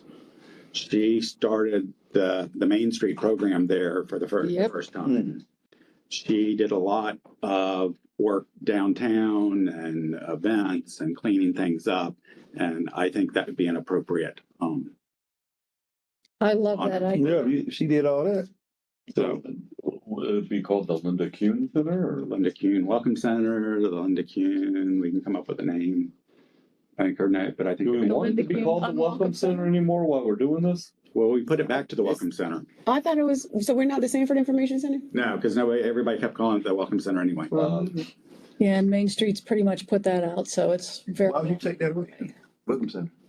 I don't know. Well, because we had changed it to the Business Information Center, but it really wasn't the business No. information. It was I've still- always struggled with that because I don't think it's very welcoming, number one. It looks institutional. Number two, it's in the middle of the damn downtown. It's not like it's right. Oh, you mean it It's should the be at the downtown. beginning of it? Yeah, it was the downtown Welcome Center. Like it should be where the Not us, offices the are? Center, it's the downtown. Does that make sense? I don't know. That's just me. We're already here. Why are you welcoming us? Yeah. Okay. If you're planning to make it a more identifiable place as a welcome center, then I have no objection to it. And that goes to show that I think outside of my own feelings, I have no objection to it. But it should be something that makes you know that it's the welcome center. Just like now we know that the Jeff Triplett Center is a sports complex, you need to know that the Welcome Center is there. So That's a that's a good point. Can we invest in a sign that fits historically appropriate, Signage. whatever? So you know, Up front. yeah. Yeah, When you find out that what would the be name part of is, it. Yeah. That would be part of doing this. Okay. when you Well, find out what the that's name good. is, what's going to come out of the If we're gonna change the name, now we can put the sign. What's going to come out of Okay. that? I guess welcome center, but Okay. we need to have some other The that Linda says that. Kuhn And then Mayor, maybe, should it be Mayor? then maybe people know what the heck the Linda- building What's is. the Betty Smith called? Is it No, called Mayor Linda Betty Kuhn. Smith or is it Betty called Smith. Betty Smith? Betty Smith. I think it's Betty Smith. And then, yeah, because Dottie Williams is the Dottieville, so, yeah, not. Okay, Good idea. all right. So our next meeting, either I'll pass the gavel or somebody else can bring that up. All right, so Commissioner Wiggins, anything? Thomas? Pass that gavel to me. I'll bring it up. Okay. Britton? None. Austin? All right. We are are adjourned. We're adjourned. A lot of things happening in downtown Sanford today. There it Yes, is. there are. So be careful of the traffic.